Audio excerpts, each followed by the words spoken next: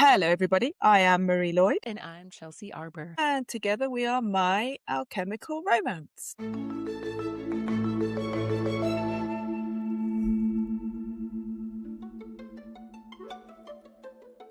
We're back. Welcome Oh to God. our first tea time. Tea time. It's our first tea time. It's tea time. It's our first tea time. So these episodes are we want to kind of break stuff up a little bit before we just carry on plowing through the masses of research. It still is masses of first tea research, though. time. We still had to do masses of research into our own stuff to do this. It was deep dives into just our own messages. Yeah, it's going to be an informal conversation between Chelsea and myself around sacred trust, spiritual work in general, our own emails, and we want to break it up with something more personal, what we think and why we think it. Our first one is a look into the dynamics between some of the women in our training, how interpersonal relationships were being affected by the doubt cast over by the plagiarism. But this episode is also revealing in terms of trust and naivety with some of the community you find yourself in, how the work is passed around, and some of the ultimate questions about spiritual ethics and commerce. So what was going on with Chelsea in 2018 up until she outed the plagiarism on her Instagram stories in August 2023? This directly feeds into my own experience working with other women in our hive. We were having separate encounters with the same thing, which we didn't know at the time. So what we're getting into here is a microcosm of the macrocosm to come. There's a bit of foreshadowing with the teaching cell Chelsea was part of, and this is crucial to the energetics of the pollen work and how 7 women, picked from our Pythoness hive by Naomi, were tasked to form this teaching cell in order to take the pollen work and teach it in the US. So behind the scenes look at the plagiarism, who was talking about it and what they were saying.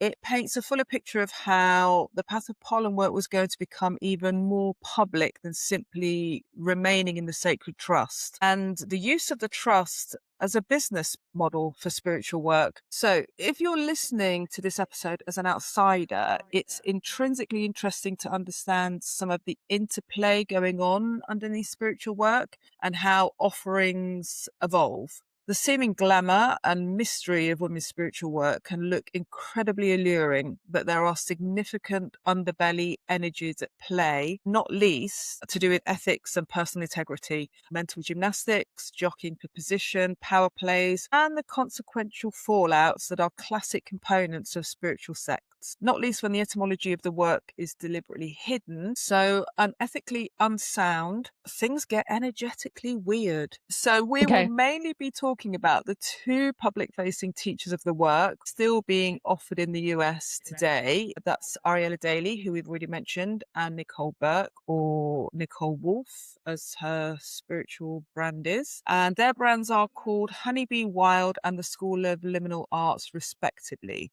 We've already gone through some of the information Ariella Daly held through her conversations with Simon Buxton and Naomi Lewis, but Nicole also knew about the plagiarism early on and had been discussing it with her students, which was brand new information when the expose really started to open out. First, to start off, Chelsea's going to explain how the teaching cell came about, what it was going to be, which I believe started when Naomi called 6 women from our hive. That would be the first Pythoness hive going through, that started in March 2017, for a private meeting in Ashton Lodge during the 4th fold, December 2018. A fold that was called The Longing Ecstatic. Yeah, it's going to be interesting to hear your story in this. Yeah, it's going to be interesting to hear yours as well, because I was in such a bubble at this time that I forget sometimes that people didn't know and they weren't supposed to know that this was happening.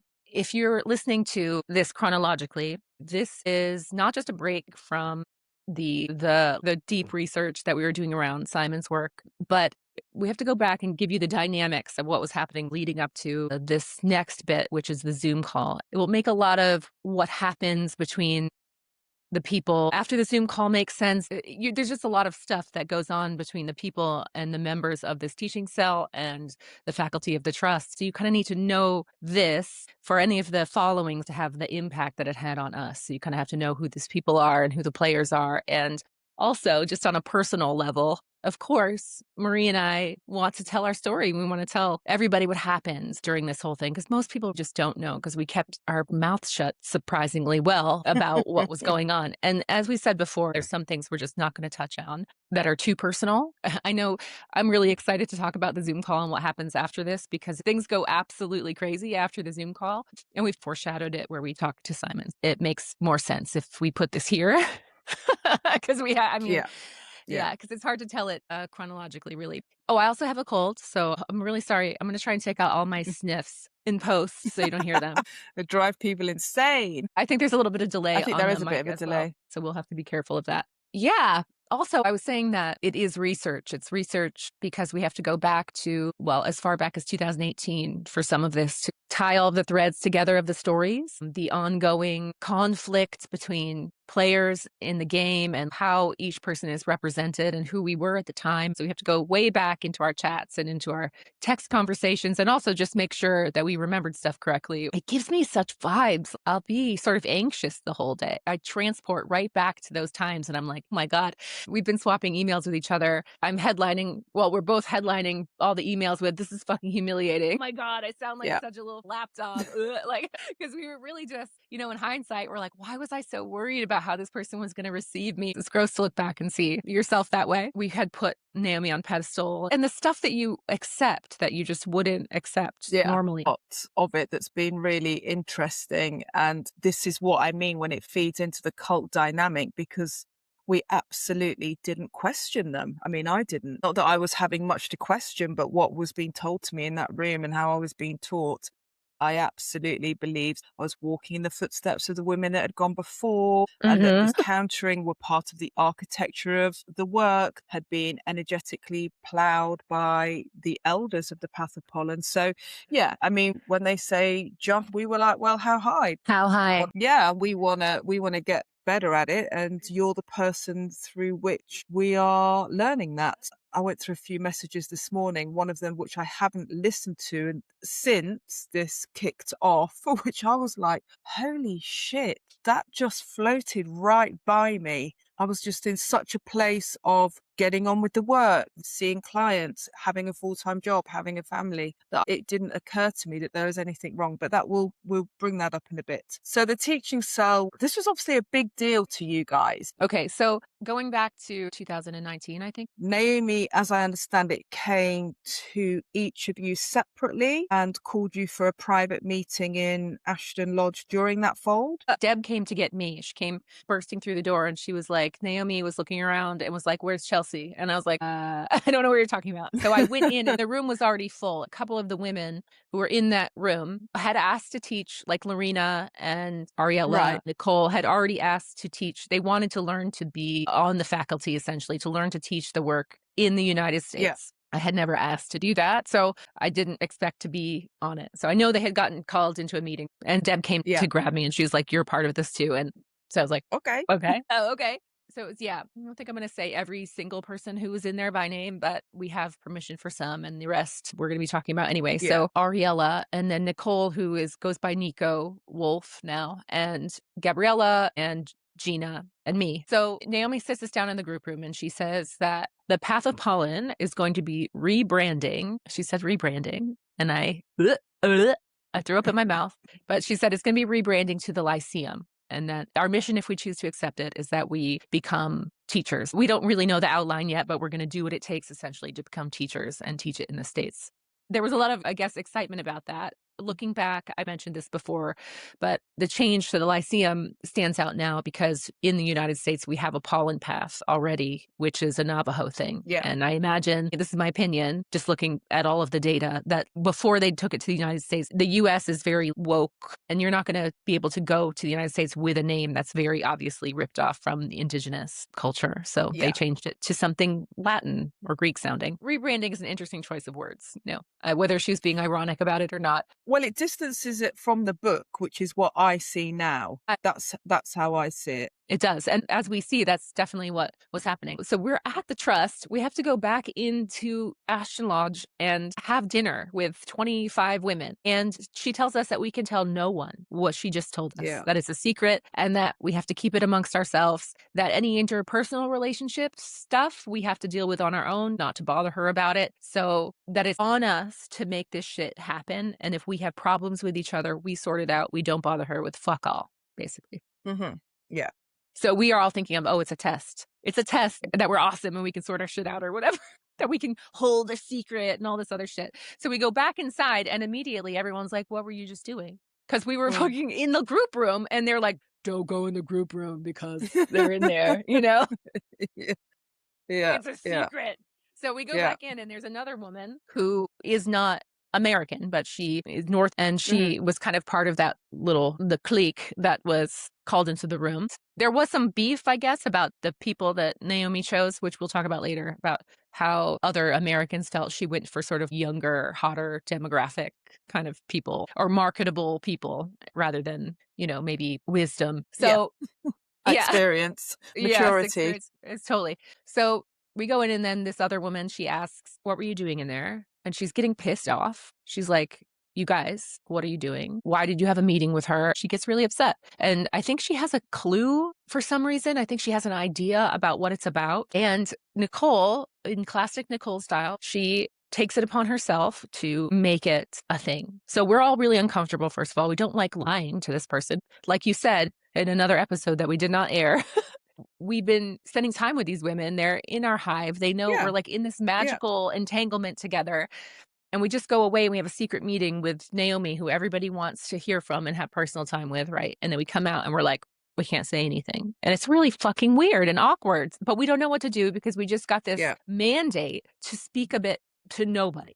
And we're like, are we going to Yeah. fuck it up right away? But I think, Nicole, there's an opportunity here to go talk to Naomi and be the one who's talking directly to her. So she goes and she tells Naomi immediately that this other woman is upset. And of course, that other woman feels like Nicole has rescued her, right? Because Nicole follows her upstairs. She's holding her while she's crying. The whole thing. It's just absurd. So Naomi has to call a meeting. We all go into that room where the other woman who was left out is crying, and Nicole's holding her because Nicole went and got Naomi and was like, this is a problem. Just exactly what she fucking told us not to do. Like exactly that Yeah. interpersonal shit Yeah. and telling the thing. So all of us are like, are we doing what she tells us to do or not? Because Naomi, for whatever reason, responds to this breach like it's not one. So we're like, okay, whatever. Right off the bat, we have no idea of what's going on. And so we all go into this room where the woman is crying, and Naomi gives a speech about how she totally forgot that this woman would have wanted to do it and that she assumed that she was a lone wolf and it was her bad. And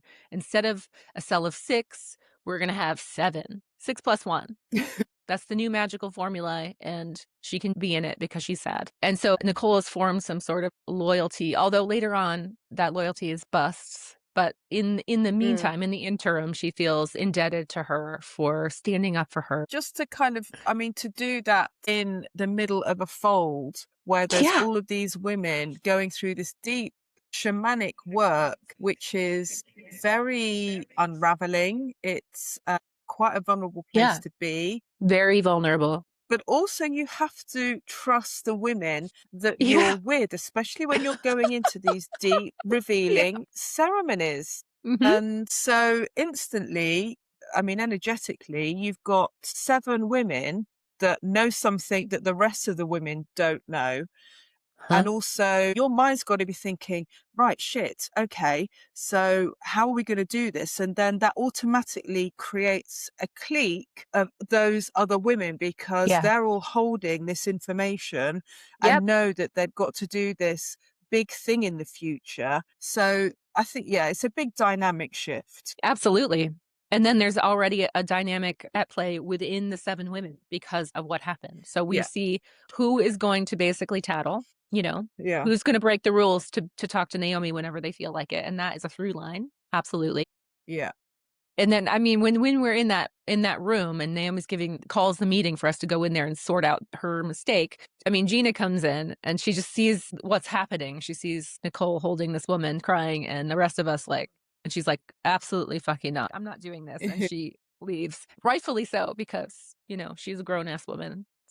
So it gets off. So it gets off to a great start. off to a great start, and then we're still there. So there was this drama happening. And normally I hate that word drama because generally when people use it, they use that word to undermine your experience. Like, I didn't want to be a part of the Yeah, drama. I've heard that yeah, yeah. before and I know what it means.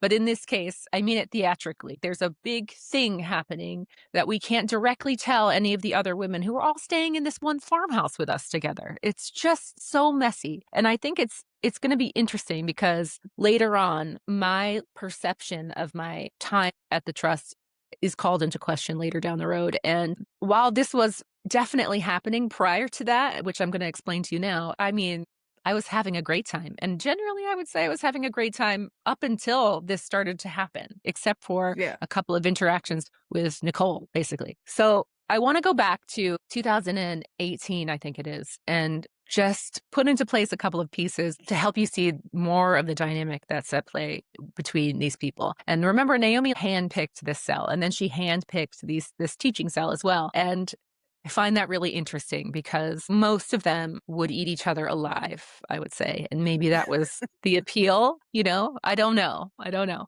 We'll let you guys decide that. Well, I think up until our hive in that training, this was private work. Nobody was teaching this work.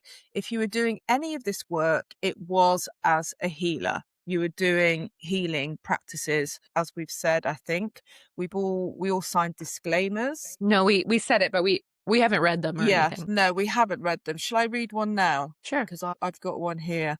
So this is what women were signing when they were doing a lot of the work. From Arte, for instance, we understand that Naomi Lewis will be sharing unpublished material with me during this training, and as a consequence, I hereby agree not to publish or teach that material unless permission has been given to me in advance by Naomi Lewis. Again, for the MLL, I understand that Naomi Lewis will be sharing unpublished material with me during this training. So this was still in the confines of the sacred trust. Didn't you just tell me that you got a message from Nico saying that she was teaching it in 2009? So this is what I got from Nicole / Nico Wolf. When all of this started to kick off in August 2023, I had started talking to Chelsea, and I will get back into this again because it's interesting and it shows the interpersonal dynamics Mm-hmm. of spiritual work. I was in a dreaming cell with Nicole and two other women from the faculty for a while. So I was talking to Nicole quite a bit about the work, about dreaming work. So when it all started to break through, I mean, there was a big email in our hive that went round where I lost my shit. You'll read from that in later episodes. So what Nicole said, it's the 17th of August 2023. I've known about the plagiarism since near the beginning and have been upset by it. I've always wished for Simon to step forward and offer his regrets and hold himself accountable. I've spoken with him and asked him several times throughout the years, and I'm continuing to ask him for a statement regarding the book and helping to pass out facts from fiction. While it's not Huh. my style or nervous system capacity to publicly address things on social media, in my practice and student work, I've spoken openly about it in groups and with individuals, sometimes as it comes up, sometimes ahead of time, especially, if not always, as of late, if people find me through the book. My personal history with these questions started when I first started offering sessions to clients that incorporated this work in 2009 and ramped up when I began teaching this work in 2011 when Naomi and Kate sent me my first student. I had to deal with questions around Simons from then until now. This is to say, I've had a long journey with many ups and downs with it all, and I'm in a place now that I feel resolved with those questions, and yet I'm still very upset by the rifts in community, the patterns I've seen continue as a result of the book and mishandling of things, and the ongoing lack of stepping up to deal with it in any significant way. I 100% agree with you, Chelsea, that Simon should take responsibility for his mistakes. And I've sent numerous emails and had very strong conversations with him, asking him to put out a statement. I 100% understand the hurt, confusion, and rage this has caused for many, including myself in the past. Hold the phone. I Okay. mean, Yeah. What? so when I read this, I mean, my friendship with her disintegrated pretty quickly after this. And there's other things that are going to come through with Nicole and work around women and plagiarism from our hive. So what she's saying here is she knew about this from 2009. She's gone through a whole process down the years with the hurt and upset about it. She was teaching the work in 2011. Yeah, I don't get that. I don't get that. And also, not least, that she is very open with her students about it and in the workshops that she's running. She must have gotten permission from Naomi. She must have got permission from Naomi. She must have been one of the women out of the hundreds of women that went to the Sacred Trust that was allowed to teach it when no one else was. Yeah. Sending clients from Kate. I mean, that's pretty intense. That really is intense because, Kate's not a fuck Yeah. about woman. No. So, Yeah. So that's interesting. That's a little side journey there. But I did think that was interesting because you've just read these disclaimers. And the point was that we're not supposed to be teaching this. It's not for that. It's for us, like at this point in the journey. And Pythoness is the first time that we are meant to become practitioners of the work. Of course, because I just want to say as well, what is happening with the pollen work, the practices we were taught, the law and how to build up your own container progressively through the work. This being taught secondhand by women that were in our hive, this changes the work, how it goes out into the world. We know that Ariella had concerns about an ex-student of hers who began studying at the Sacred Trust on Arte. She was later signed up for the Pythoness in 2020, but I'm not sure how far that actually rolled out due to COVID. I don't think it got very far. And this woman set up a bee priestess temple at Burning Man, and she was giving out oracles. This was something that Ariella was asked to do, but she declined. And this woman was calling herself an initiate of the Path of Pollen. Yeah, I remember Massive red flag. Yeah, because none of us were initiated into the Path of Pollen. No. We've talked about this. Yeah. And Ariella says that the initiation uses bee stings. I mean, we can question that now because we have spoken to a woman who was initiated into the Path of Pollen, and it wasn't anything as dramatic as that at all. In fact, I feel like she thought that the ceremony was a bit of a damp squib actually at the end of it. But what it is, the work, now it's allowed to be disseminated, it takes a life and look of its own. And so people who've done a couple of workshops or a training, they are now presenting it through their own lens. Yes, absolutely. So the idea of you being a teaching cell was that there should be some, I don't want to say the word purity, but there should be some container or architecture where this work is passed down in a way that women's bodies are actually learning spiritual work and not chucking themselves around as bee priestesses at some festival in the desert. Exactly. So coming back around to all this, we're half an hour in and we haven't even started. Not like us. Not like us at all. Like you said, there's this very hush-hush thing. The dynamics of everything change in the whole house because we have this secret. And I mean, really, things are already falling apart at this point, and we'll get into that. And actually, we can explain sort of how and why. But the year before was a whole beautiful different thing. So in 2018, I've kind of foreshadowed this before, but I was deep into the work. I started in 2014, and then my life kind of started to rock bottom in 2015. For the first time in my life, I had an abusive relationship because I lost somebody very important to me.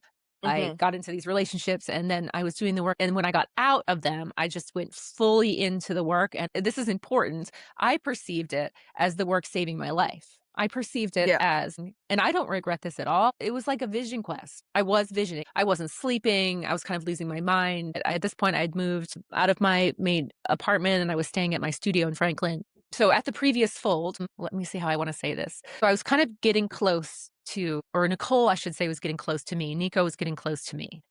Or at the time, 2017 and 18, Naomi really liked me. I was crazy. I had a shaved head. I had a mohawk. I would come in I there and go remember. crazy. Yeah. Yeah.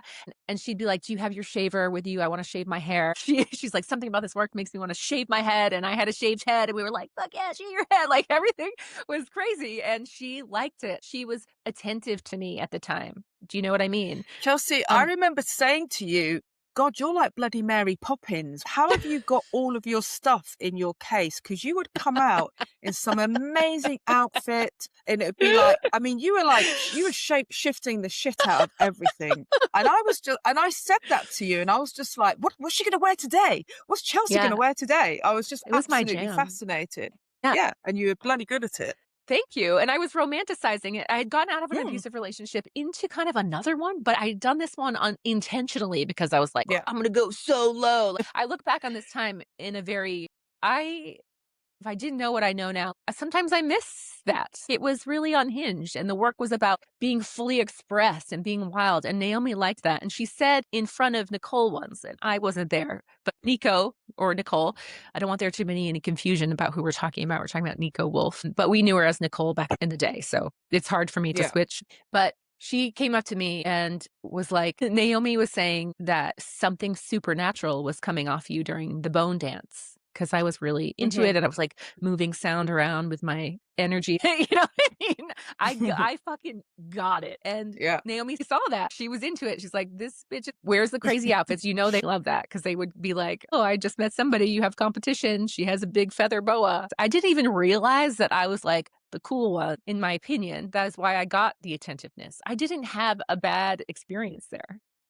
Yeah, it wasn't scary. It wasn't, nobody was No, frightened of you. It was, no. there was plenty of batshitness flying around on that Yeah. training. You know, Oh, there's for sure. plenty of women going through a process, howling into the void, running around fucking naked, off into the woods in Yeah. the dark, all of Oh, that yeah. kind of stuff. You are really surfing your edges to find Mhm. out where your edges are, first of all, what that edge looks like, what information you can get. Because I think for people that perhaps, and I'm talking to people that maybe haven't done shamanic training who are listening Yeah. to this, you're definitely unpacking a lot of yourself in a deep psyche sense. Because Mhm. when you're on a training like this, and this is what was really profound about the Sacred Trust, because it was residential, because when you're going there, you are all, and it did feel like a hive. It was a hive. You are dreaming with all of these women. Everybody is Mhm. stirring up and putting things into the pot. And I think fundamentally, the practicalities of it is you're not having to cook your food. Your kids generally aren't there. You're Oh, not yeah. having to kind of worry about day to day stuff. No, you're free to dive in. Exactly. All you've got to think about is your journeys, your meditations, your walks, what's coming up with the practices, your dream journal, offering those Yeah. dreams. So you are in a really deep, wild space. So what my point is, Chelsea was not the only one that was like flying near the edge, but you just look really fucking great doing it because of all these amazing outfits you were pulling out the bag. But that's how I am anyway. I just it was a place where I could go and just fully, and it was great. I loved it. And I have the emails here to back up. I wasn't scary. You could ask anybody else from the hive. I have that one that I sent you today where it was discussed how it all happened in the cell. So, Totally. And I just want to say as well, the women that I was close to, they held a lot of tenderness for each other and a lot of care mhm. for Yeah. each other. The Yeah. friends that I've kept through this, I know that they are heart sisters. So there was a lot when somebody wasn't well physically or somebody was on their edges, we took care of each other. Yeah. I have some pictures of me from that era. I'm like painted. It was during our Yeah, put them on petroglyphic self. Instagram. Yeah, Yeah. well, there's some titty, but I mean, not that that's ever stopped me before. Like, you have to understand, again, in some of these ceremonies, like the petroglyphic self, we were buck Yeah. naked in a room Yeah. together, painting each other's bodies with Yeah. symbols that we had journeyed to find. And so we drew them Yeah. all on a big piece of paper. It's a cool ceremony, dude. We drew a body on a giant piece of paper. God, I wish I knew where that was. And we drew the symbols that we journeyed to, and then we painted them on each other's body. My whole head was painted white, except the top half was black. I had a shaved head. Well, it looked wild, man, and it was awesome. I remember Naomi telling other hives This is a moment of pride for me. I look back and I see how this could have been problematic because like times have changed. We journeyed to find out if we were going to dress up or become, I shouldn't say dress up, embody a character that came to us in a journey, and they had to be Yeah. elderly or they had to be homeless. And then we became that character, and we went to pool and we walked around the entire day as that character. I went to school Yeah. for practical effects and makeup. So I did the whole thing. I had a beard and I dressed up like an old man, and I just Yeah. disappeared into the old man character. I have pictures of that too, actually, I can share. Because it's the Chelsea show. Anyway, I found out from other cells that Naomi was saying we had one student who was so into their character, this old man character, that I was counting on the bus, and I just couldn't. I thought we were missing someone because I couldn't. Oh, It wasn't her. there was someone that went so deep they didn't know who it was. They thought Yeah. that, this old man was the old man. Yeah. And I was like, oh, it's me. Oh, it was me. And I was like, fucking nailed it, man. I'm Vivienne. Like, I'm a Yeah. shifter, at the time. But I mean, of course, I felt really proud to hear that. Anyway. But this is what I mean with the petroglyphic self and women taking care of each other. It was the first fold. We were all naked in front of each other. Yeah. And it was like, it's a really trembling, my God. And some women were just like, fuck, I don't want to take my clothes off. This is too much. It's too revealing. And actually what was so beautiful about that was how women really took care of other women through that process. So this is what I mean when all of this trust was being engendered through all of this deep work. Yeah. And Naomi got naked with us too. I'm not going to come out here and say that she made us do it and she didn't do it. She was right fucking in there with us. We were like, hell yeah. And it wasn't creepy. And here's another thing I want to talk about. I want to say this right now because it's annoying. So there's this mantra that everybody says over and over again. God, I just want to put this right at the front in the opening before we even say our names. Listen to me. There's this thing that they say, the mantra of Naomi taught us that we are our own spiritual authority. That we have a choice in every single thing that we do. It's the golden rule. It's the golden rule. Right. That no matter what, we always had a choice. We didn't have to do any of the stuff if we were uncomfortable. And that, we're our own spiritual authority. And I think I have locked and loaded several examples of people saying that. Lorena, Ariella, especially after the articles come out, which is a couple episodes away, you'll see that this is said a lot to sort of dismiss anything we were saying about coercion. Now, you cannot fucking agree or commit or dedicate yourself to something if you're being lied to about what it is. So absolutely, you're going to choose to devote yourself to using your bodily fluids on each other or whatever. It's sweat. Don't get weird about it. It was sweat. And you're going to imbibe bodily fluids. You're going to commit to things. If you think that you're a part of a tradition and a lineage and you're believing your teachers, you wouldn't commit to this stuff if you thought that your teachers were not telling you the truth, because it would call their integrity into question. So both of those and things. And also that loads of cells before you had been doing this work like for hundreds of years down the line. And you were tuning into that magical link, that energetic footpath. You were walking through that, and that was what was holding you. Yeah. And you have somebody as woke as Ariella being like, oh, we were our own spiritual authority. We had a choice. When in the same scenario, if a man had lied about who he is and what he did for a living, his entire background and his story, and then told you, you can have sex with me or not, and you were like, hell yeah, because you're a bee master or whatever. Anybody could easily be like, obviously that's coercion because he lied about who he is. So it's not informed consent. We all know that. Stop saying it. Stop saying that we're our own spiritual authority. Of course we are. Yes, we had a choice. Obviously they weren't, quote, forcing us to do weird sex stuff in a room. We were like, fuck yeah, let's do weird sex stuff. Come on, stop. It's ridiculous. It's the same. Well, it's the same argument of like the book isn't the work, which we will unpick further down the line, because that's another thing that drives us up the freaking wall.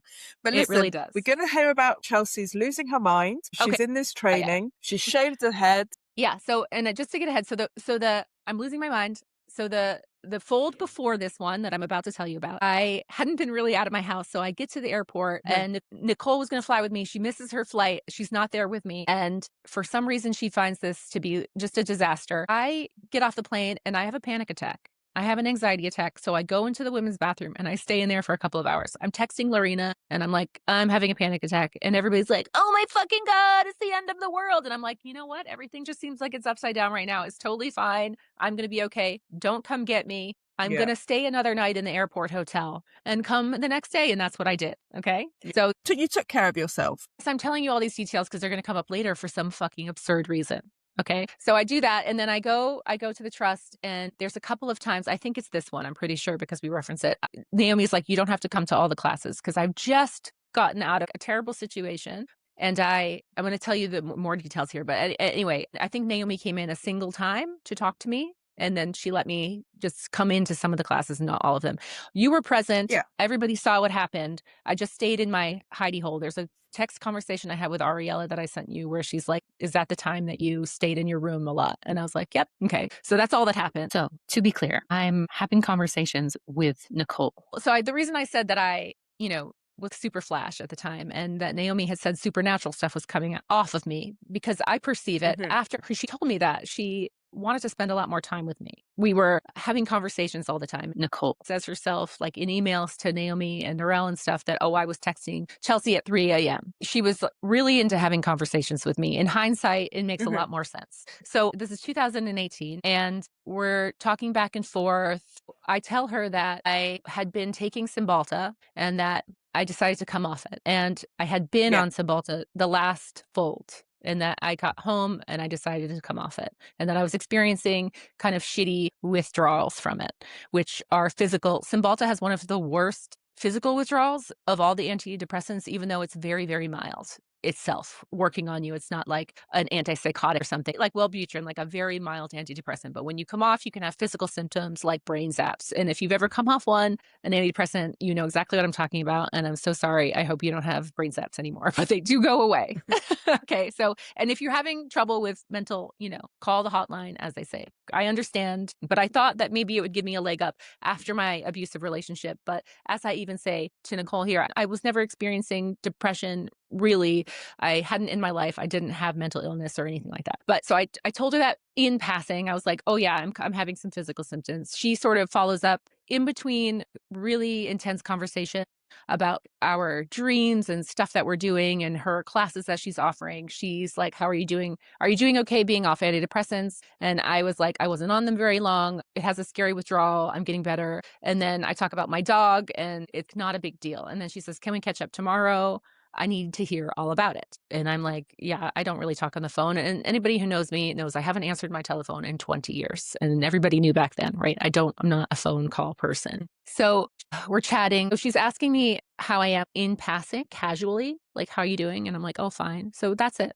Right. And then she's like, can I have some feedback on this flyer that I'm doing? I don't want to sound cheesy. So I give all of this feedback to her, and we're planning also to meet at the airport to fly into the next fold. Can you remember which fold it is? Is this before the teaching cell? Yes, this is 2018 in February. Okay. It's the year before. So it's the middle fold, yeah. So I give her this really in-depth critique of her flyer. I just said something again, that my body's a little sore or something like that. And I said, well, I will meet you at the airport tomorrow. And she says, wow, thank you for this very thorough answer. And then she asked for some clarification.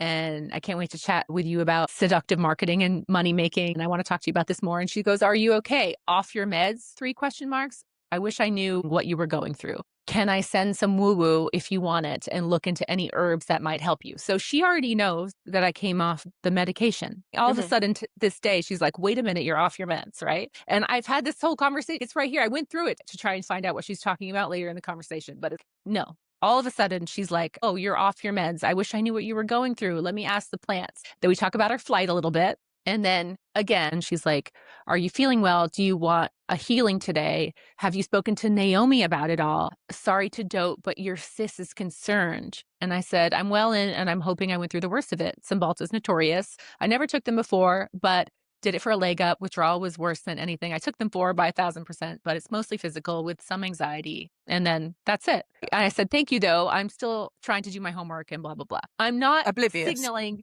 any fucking problems whatsoever. So she goes, dear, This is when I knew. As soon as I saw this, I was like, "Fuck me." So she goes, "Dear one," this is a couple hours later, "I sat to talk with the plants, but was overcome with the thought that what you're going through needs to be out in the open with both our sisters and with Naomi." Our sisters, like, so culty, right? "It's been a long time And since." she's talking about us. That's us. That's the hive. Yeah. Oh, sorry. Yes. For those of you who are not in occults, that's what that means. This is what it sounds like. Yeah, and what she doesn't know is that I've been having it pretty intense discussions with Naomi about everything except for the Mhm, actual medication itself. I've been telling her, mhm, like, "I think I'm going crazy, like, what's going on?" And she's like, "In the shamanic world, they call this a dismemberment and blah, blah, blah." She knows, right? mhm. Yeah, So she's yeah, like, yeah. "It's been a long time since you said you'd write to Naomi, and now we leave tomorrow. I need her to know what you've been through. I want the energy for going into this work to be clear, transparent, and in total trust and holding. I understand you're a private person, but we're in this together, and what each of us goes through affects the whole of us." Like, how fucking deranged is this? "I know you know that. I don't know what the extent of what's going on has been, but I also honestly wonder if the work is the best thing for you at this moment. If you're indeed still experiencing withdrawal, don't come. Don't come." Girl who Yeah, is yeah, yeah, yeah. popular with Naomi. Yeah. That's the So subtext. Yeah. yeah, it's hard for me to say all of this to you as I don't want to upset you, but I have to speak to you in trust and respect. You're my sister who I care for deeply. I'm feeling very protective of both you and of this work and the experience we're all going to dive in together. Please tell Naomi by this evening and let me know what's going on, or I will need to be in touch with her tomorrow for my own peace of mind. Okay, up until now, I'm sharing stuff with her. I'm sharing her about my experiences. She wants to know what I'm dreaming. She wants to know what experiences I'm having. She's eating all the fucking shit up that I'm telling her. She's telling me that she dreamed about me. She's telling me she dreamed, whatever. You know how she is with her dreams. And then this comes out of nowhere. She's like, "If you don't tell her, I will." An Basically. ultimatum. Yeah, An ultimatum. yeah. No matter whether you're ready to do that or if you feel like it's going to make you feel worse if you do Hmm. that, this Yeah. is medical situations are fucking private for a reason. Oh, yeah. I mean, just that I even told her that I was like confiding in my friend that, I did not say that I was depressed. I said that I'm doing great. I'm not, my body doesn't hurt. And just the way all of a sudden she's flipped it to this whole me and the sisters are worried about you and I don't know what's going on with you. She goes on to tell me that I undershared. I didn't tell her enough, that she needs to know what's going on, that she tried to get in touch with me and tried to talk to me, but I'm elusive and that she can't. It's like Yeah, a whole different story all of a sudden being painted because I looked through this again to read the whole thing. So I'm like, where was I being elusive? Because I missed a single call? Because I wouldn't tell yeah, her everything that she wanted me to tell her about my own stuff. And she assumes here that I don't talk to Naomi. She's like, you need to tell her what's happening with you, or I'm going to do it. Even though I don't know what it is, I'm going to tell her. yeah. So I'm Yeah. pissed So off. this is obviously, you've been through a whole big fucking thing. You're trying to sort yourself out. I mean, how does Nicole know who's on medication in the hive and who isn't anyway? Exactly. Yeah. She has no clue whatever else somebody else is going through and the energy that they're bringing Yeah. She says, I XYZ. didn't know you But were on medication in England. it's because it's not your fucking business. She's like, "I don't necessarily see you as vulnerable because every time I've asked if I can help or speak to you, you're elusive. I feel like I have enough information from you to be really worried and not enough to know what to do about it or to feel that you have the The support you brass need." neck, honestly, Jesus Christ. It's a classic. This is what I hate about this community sometimes. Yeah. Yeah, yeah, and it's forced upon you. It was the same with my anxiety attack thing. She's going, "Look what happened when I missed my flight and you were stuck in the bathroom." And I was like, "I didn't need your help.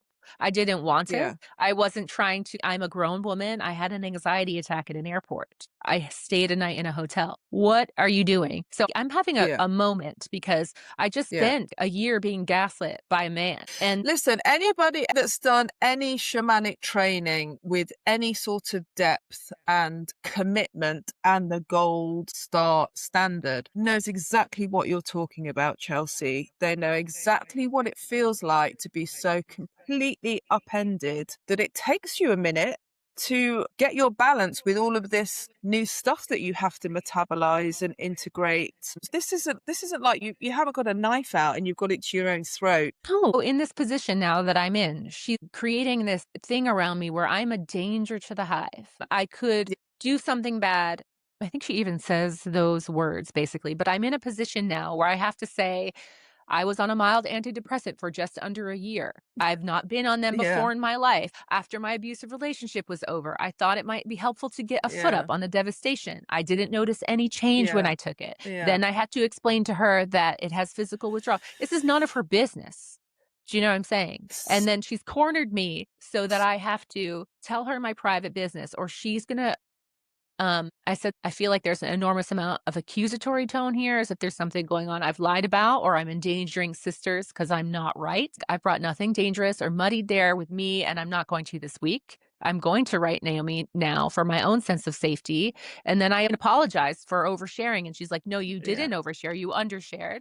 She's like, my concerns are normal given what you told me. I feel very much in the dark of what you've been going through. And then she's like, there was no conversation around some really strong statements. I'm really sorry. It's good to know more of the background rather than the glimpses into the thick of it without knowing the fuller picture. Maybe I feel too responsible after missing my flight last time and that I wasn't there for you when you went through what you did at the airport. Girl, why? She's like, pathologist, like she's making what I went through so much more. She's treating me like I'm a head case when I had this is a normal part of life, which was a horrible feeling. Well, it's something to build a story round. It's Yeah. something to make a narrative out of. This is how I absolutely read this. I said, I don't understand that you found me elusive because I've been talking to her all the time, texting her all the time about whatever stuff we're getting up to. Well, And it's a kind of like tell me more. She wants to know more. oh, she does. Yeah. Accusation She, of like you've been elusive. Tell me more, Chelsea, about your mental breakdown in the loo.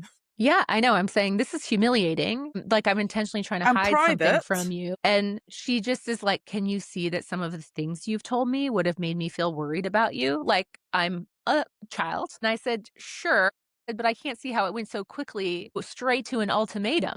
You didn't Mm, even ask me what's going on. You just were like, you better tell her or I will, which I found was yeah. like blowing my mind. On what Well, I'm going to fucking speculate a little authority? bit here. What was the outcome that she was looking for in this? That Hmm. Naomi says to you, "Yeah, I think Don't come. Nicole's right. Don't I come. I shouldn't think come. this works too strong for you. You should take a step back." Uh-huh.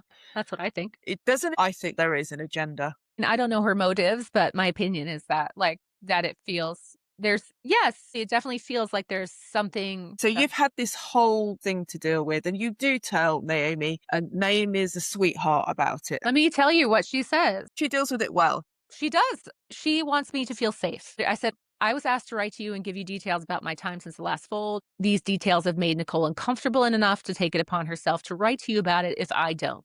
And then I was like, this isn't the email that I was going to send today. Nicole said that she's fine with me sharing what I spoke about. Well, obviously, this is the whole thing with it. You can tell Naomi what I said. You're telling me to write to her. Of course, I'm going to tell. I need Yeah. permission. And I tell her that the change in Nicole's tone has shaken me up. I will simply quote her from one of her texts. And she said, I was being as direct as I knew how to be. I tried calling you and asked you to call me many times. That's not true. But you did not want to talk to me. Also not true. Also, I wasn't panicked, but concerned and felt pressed for time since we're leaving tomorrow and felt an urgency to have Naomi know about it. Can we continue this conversation in person, please? I'm really glad to hear that you will be telling Naomi what's been going on. That's really all I was asking for out of concern for you and wanting her support and the support of our sisters. All of us have been sharing so much and we are in the dark about what's really been going on with you, except me that I know of. And you telling me you've been struggling, I look forward to seeing you tomorrow and giving you a hug if you'll have one. And I didn't Yeah. mention this, but she goes on to say that she implies that the hive doesn't know what's going on with me. And when I press her about it, she's like, oh, I haven't actually asked them. So it's very fucking, it's so whack. And immediately, It's so whack. It is so whack because also, Chelsea, which people have to understand, and women on the Pythoness will know what I'm talking about. When you go into this work, you're put into a cell of 6. And within that cell of 6, we are all doing homework. And each Mhm. month, that cell of 6 checks in with each other and we write about how we're doing. And we're writing deeply personal things about how this work is changing us, Yeah. what's vulnerable, how we've been in fucking tears for a week because everything's shifting and we're feeling super raw, like skinned. You don't know up from down sometimes. And that is also in a counterbalance to the great feelings that you're having and the ecstasy that's coming through and all the rest of it. Yes.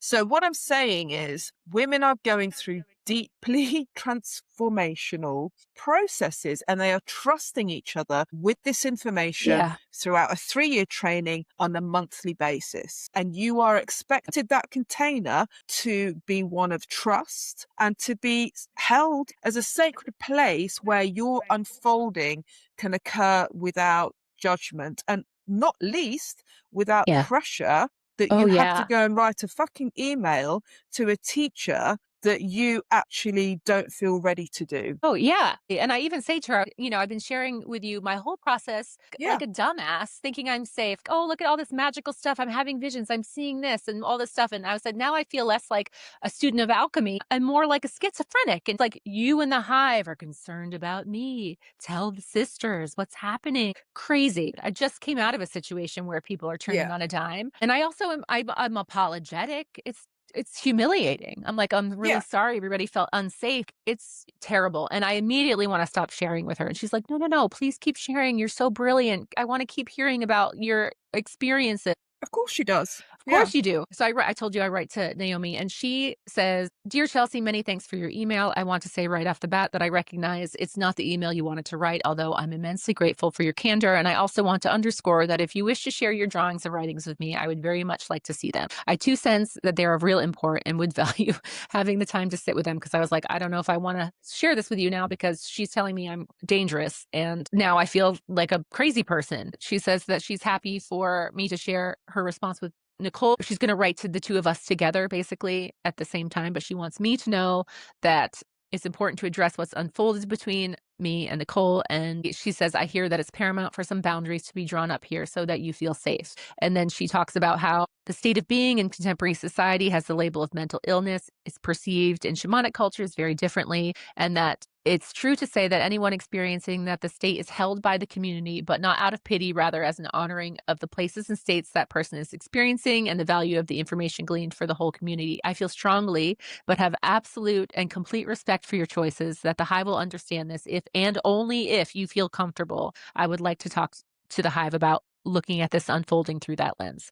The reason yeah, I want to raise that is not in any way because I feel your experience is public property, but rather because I consider it valuable for people to understand their own responses and from where these arise and consider alternative avenues of perception. So she's yeah. basically like, want to tell the hive that don't fucking do this. So she says, you have my total support. It's true that where you found yourself at the last fold caused some concern for me, but my concern was rooted in simply wanting to know you had what you needed and wanting to facilitate that and ensure you didn't go over your edge into somewhere that would be difficult for anyone to navigate without some relational presence. A responsibility. Listen, I will say this for Naomi. She's been, she was doing this a fair few years at this point, and I would Mhm. say, out of probably the craziness that had gone through that door, through those trainings, you were probably pretty low on the scale, Chelsea, at that Oh, for point. sure. Yeah. A responsibility that I hold in exactly the same way to all students. I recognize there is very useful and tenacious metal and strength in you that has got you through this period and will continue to serve you. I have nothing but respect for that and want to support you where I can. You deserve that. And I will always, as at the last fold, be entirely honest with you about places I feel some more regular relational support might be of assistance. Again, that's a duty of care matter. For what it's worth, my sense is Yeah, that this unfolding is very important to you. My experience in such matters tells me relational support is important, but that's entirely your fruit to pick. And I'm always happy to discuss these things with you. And she also says that there is a disclosure form you fill out at the start of the course that asks for any drugs to be disclosed, though I'm not in the office and can't recall the wording. However, I well understand that was one is using every ounce of energy to both hold body and mind together while simultaneously receiving valuable soul information. The detail of sharing that with me may have well been the very last thing on your mind. And should the same situation arise in the future, it's helpful for me to know, but please no hair shirts here about having not told me. She says in another email that I'm not affecting the hive. I'm not a poison to the hive by weren't. Yeah, I was there. You weren't affecting the hive. Nicole was talking about how I didn't know you were on them and all this other stuff. But like you said, probably other people were on lots of other medication. Are you supposed to disclose to Nicole that you're on like a Yeah, fucking statins or yeah. something? For it was crazy, but she was very I've been kind. on a workshop there where there was a bunch of women like fucking smoking a joint in the woods before going into the ceremony. Whatever. I wasn't, by the way. I didn't smoke a joint before. That's funny. Oh, that one, I couldn't even conceive of it. I'd like, oh my God, I just Mm. out there enough. I really don't need to go supersonic. But I think what the point. Nicole is going on to in the conversation. I knew a guy who offed himself from Cymbalta withdrawal. It's specifically the same one that I'm on. She knows a guy. No, it was a guy that almost did, but didn't. Almost did or whatever and Yeah. didn't. And I even had to go back and recount my experience about I just stayed in a bathroom stall until I could handle it. I didn't do anything extreme. I'm questioning my own experience again already at the beginning. Yeah. 2018, I have this person telling me, no, you might not be able to handle this. All of a sudden, Yeah. someone I've been really vulnerable to. So I'm holding that. I have this conversation with Naomi, who is like, whatever.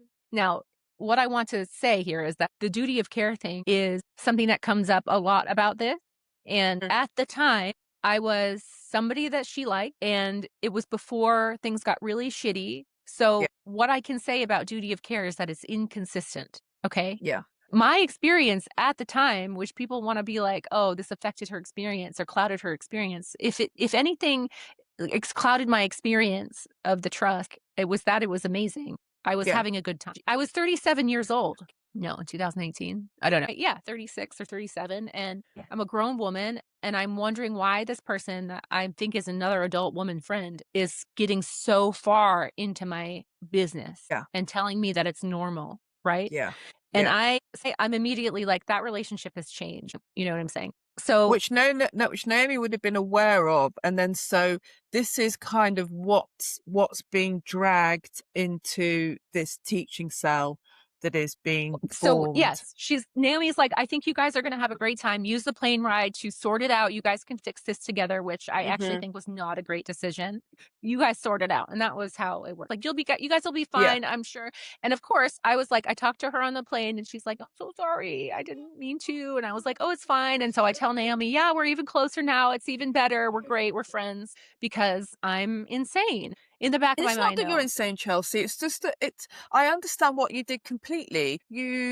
Forgiveness, actually genuine forgiveness is a powerful thing. And you just think, well, okay, someone overstepped a boundary. I mean, I do this or did this all the time with elements of the sacred trust. I thought, well, people are human. Let's give someone a break. It's rough out there. We're a sisterhood. We're in to do this deep work together. Let's make it okay and let's just move on, because you would think someone has learned something from that and thought, oh God, that wasn't good. That made me feel bad. I fucked up a little Yeah. bit there. I'm Yeah. so sorry.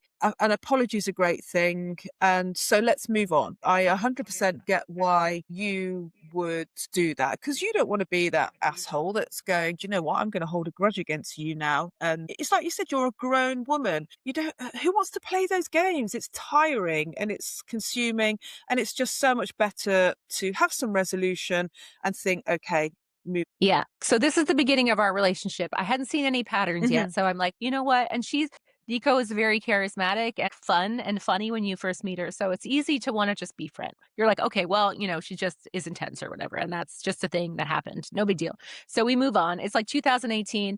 I'm holding that. I tell Lorena, who is somebody I met in 2014. She was dating a really good friend of mine who I'd known for 20 plus years, but I didn't actually meet her until 2014. And she came to the trust because of me, because I was going, and she was Mhm. like, what is this thing you're doing? I want to go. And she signed up, and, Jeremy sent her. She was my friend, obviously, because I knew her from outside the trust. And I tell her about it. And she's like, oh, well, I'm sure you guys will be fine. And everybody has stardust in their eyes about Naomi as well. So they're not going to do stuff to rock the boat or seem a certain way. And even me, that's why when Nicole was like, you better write her, it's extra humiliating. You're trying to throw me under the bus in front of the teacher that we really like. So Naomi Yeah. was very cool about it. And so I'm holding on to that. I don't want to tell people. And I start to have other little experiences with Nicole, making me go, okay, I'm not trusting what's happening. I'm hearing her repeat things that I said to other people as if they're her own Yeah. words, or I'm hearing somebody else's words. Here, I'm starting to notice that something isn't quite great. And I'm with it by myself because nobody else has had an experience with her except for me. And because we were close. I just wanted to say that one story because it comes up later Yeah. more than once, which is really crazy. It's me and my mental health becomes this really crazy story later on. We're not just chatting.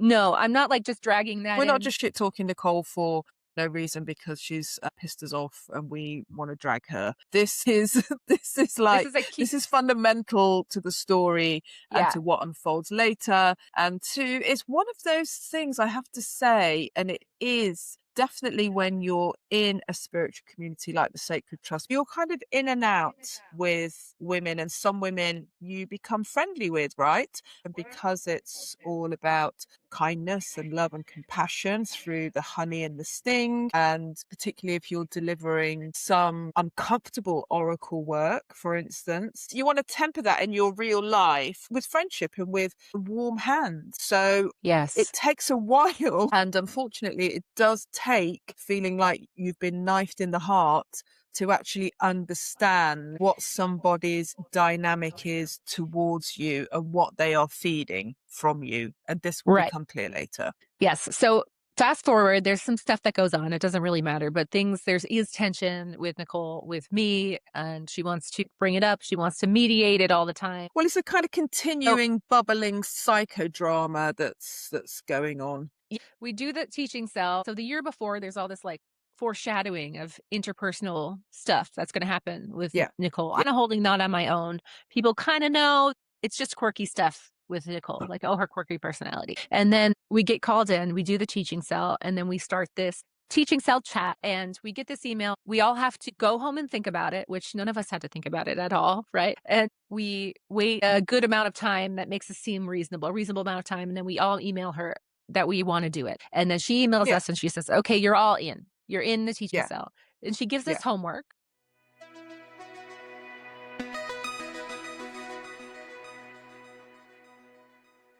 Hey, we're back. Okay, here's some more. We're going to keep talking about this shit. It's just like, get a martini. I don't know what to tell you. It's crazy. But this is tea time. So that's what you're supposed to be doing. We're shooting the shit. A cup of tea. Okay. In 2019, she sends us a 6+1. She calls us 6+1. It's called gestation. She says, until June 15th, you're asked to take the following propositions and work with them through your practice and by having one or more Skype Zooms all together to discuss. And then on the 15th of June, I would like a 500-word précis from each of you on your findings and a 500-word précis from one of the cell elected by you all of your findings as a collective. To be part of the teaching cell, you must all be doing your practices on a regular basis. And by this, I mean at least 5 days a week. Bodies need to be a study of how we show what we know, and this is something that is strongly transmitted outwards in the teaching environment. Addictions must be attended through engaging practice and, where relevant, the outside help of other practitioners. This can take longer than a month, but must be in progress with an active intent for release of addictions.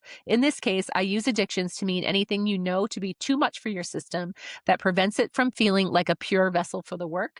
You need to have an engaged desire that you are acting upon to be fit and healthy. This is so funny, this addiction things. I'm going to tell you in a second. You will, you know what I'm going to say. I have so many problems with this already. You will, at different times, be asked to hold different roles. For example, some of you may be asked to facilitate. Some of you may be asked to be assistants to each other during facilitation. This requires strong ego work being done by all of you and getting past the idea of this being about personal gratification and instead of being a matter of being in service to the work.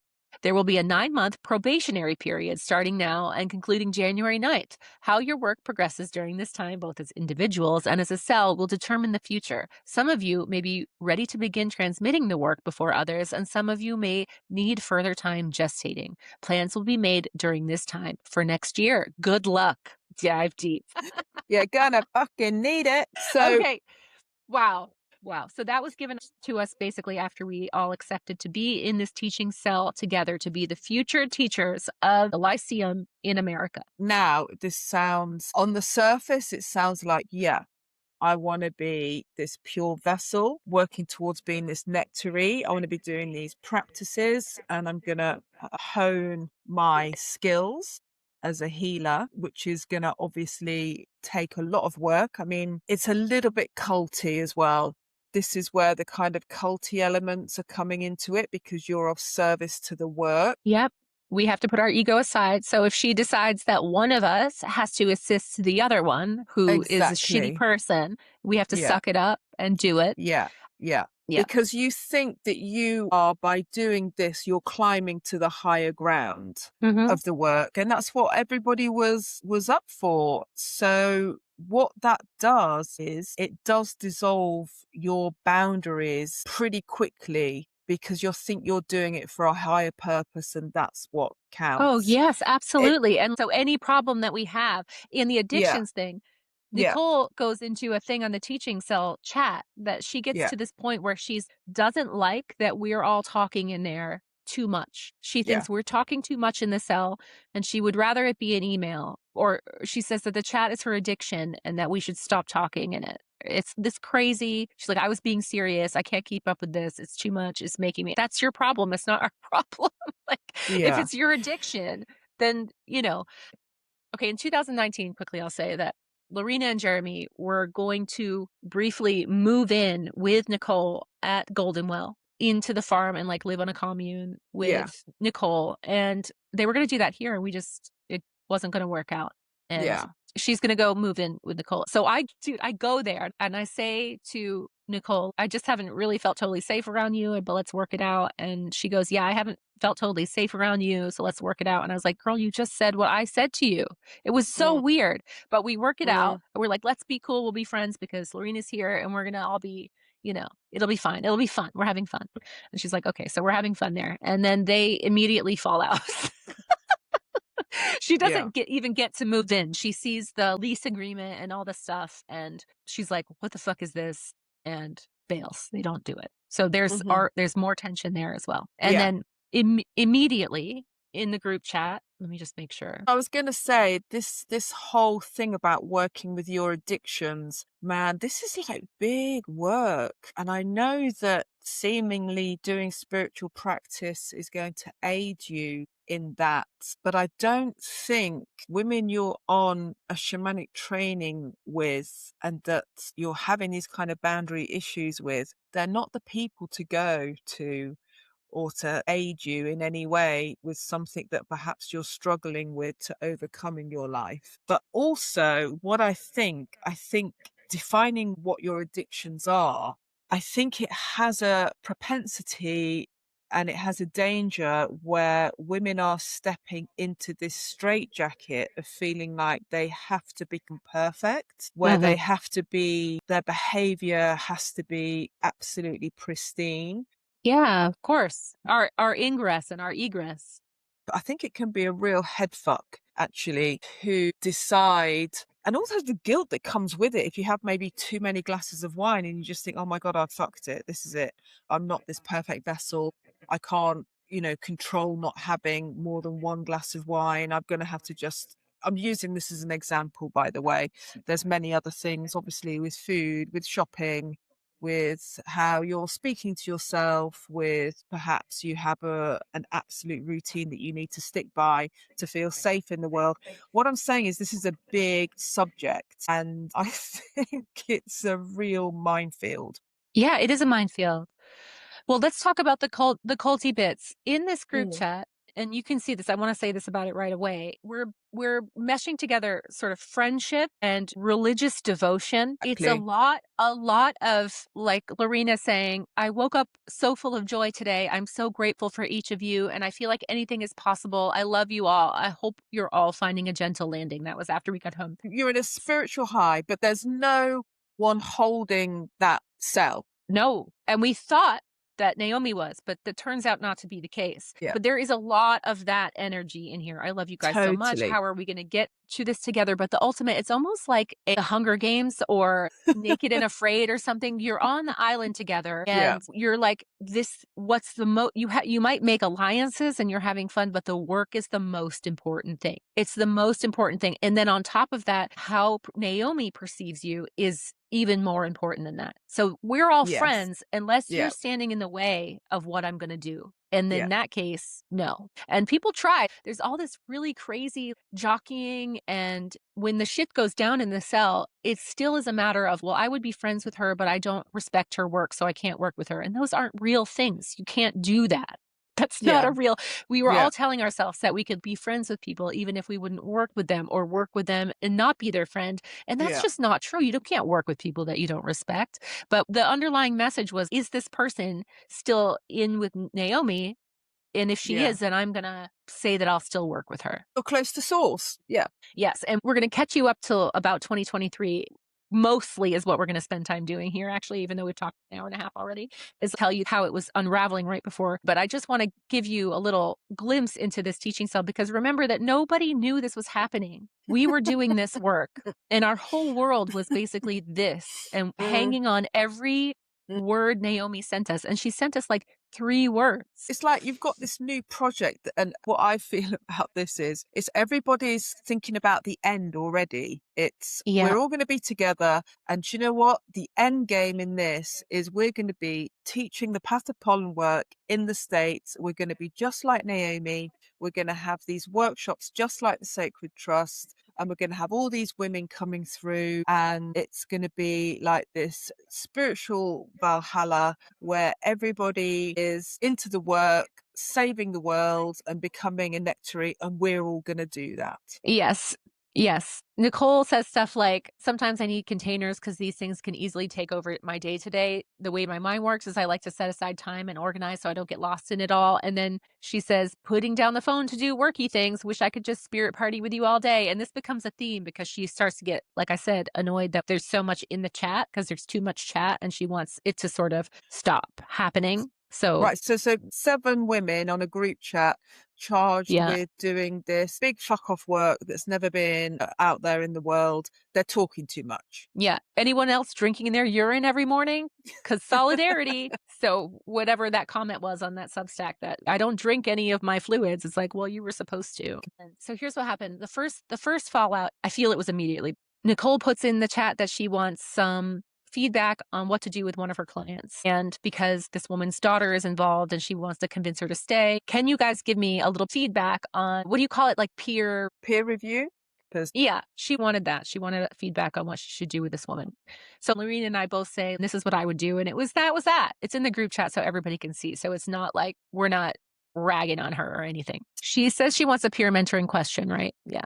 I have a teen from my class. She's like, can I send the email she wrote to hear your feedback on what to do? Rena's like, you can require the payment agreed on it's paid, but ultimately it's her journey.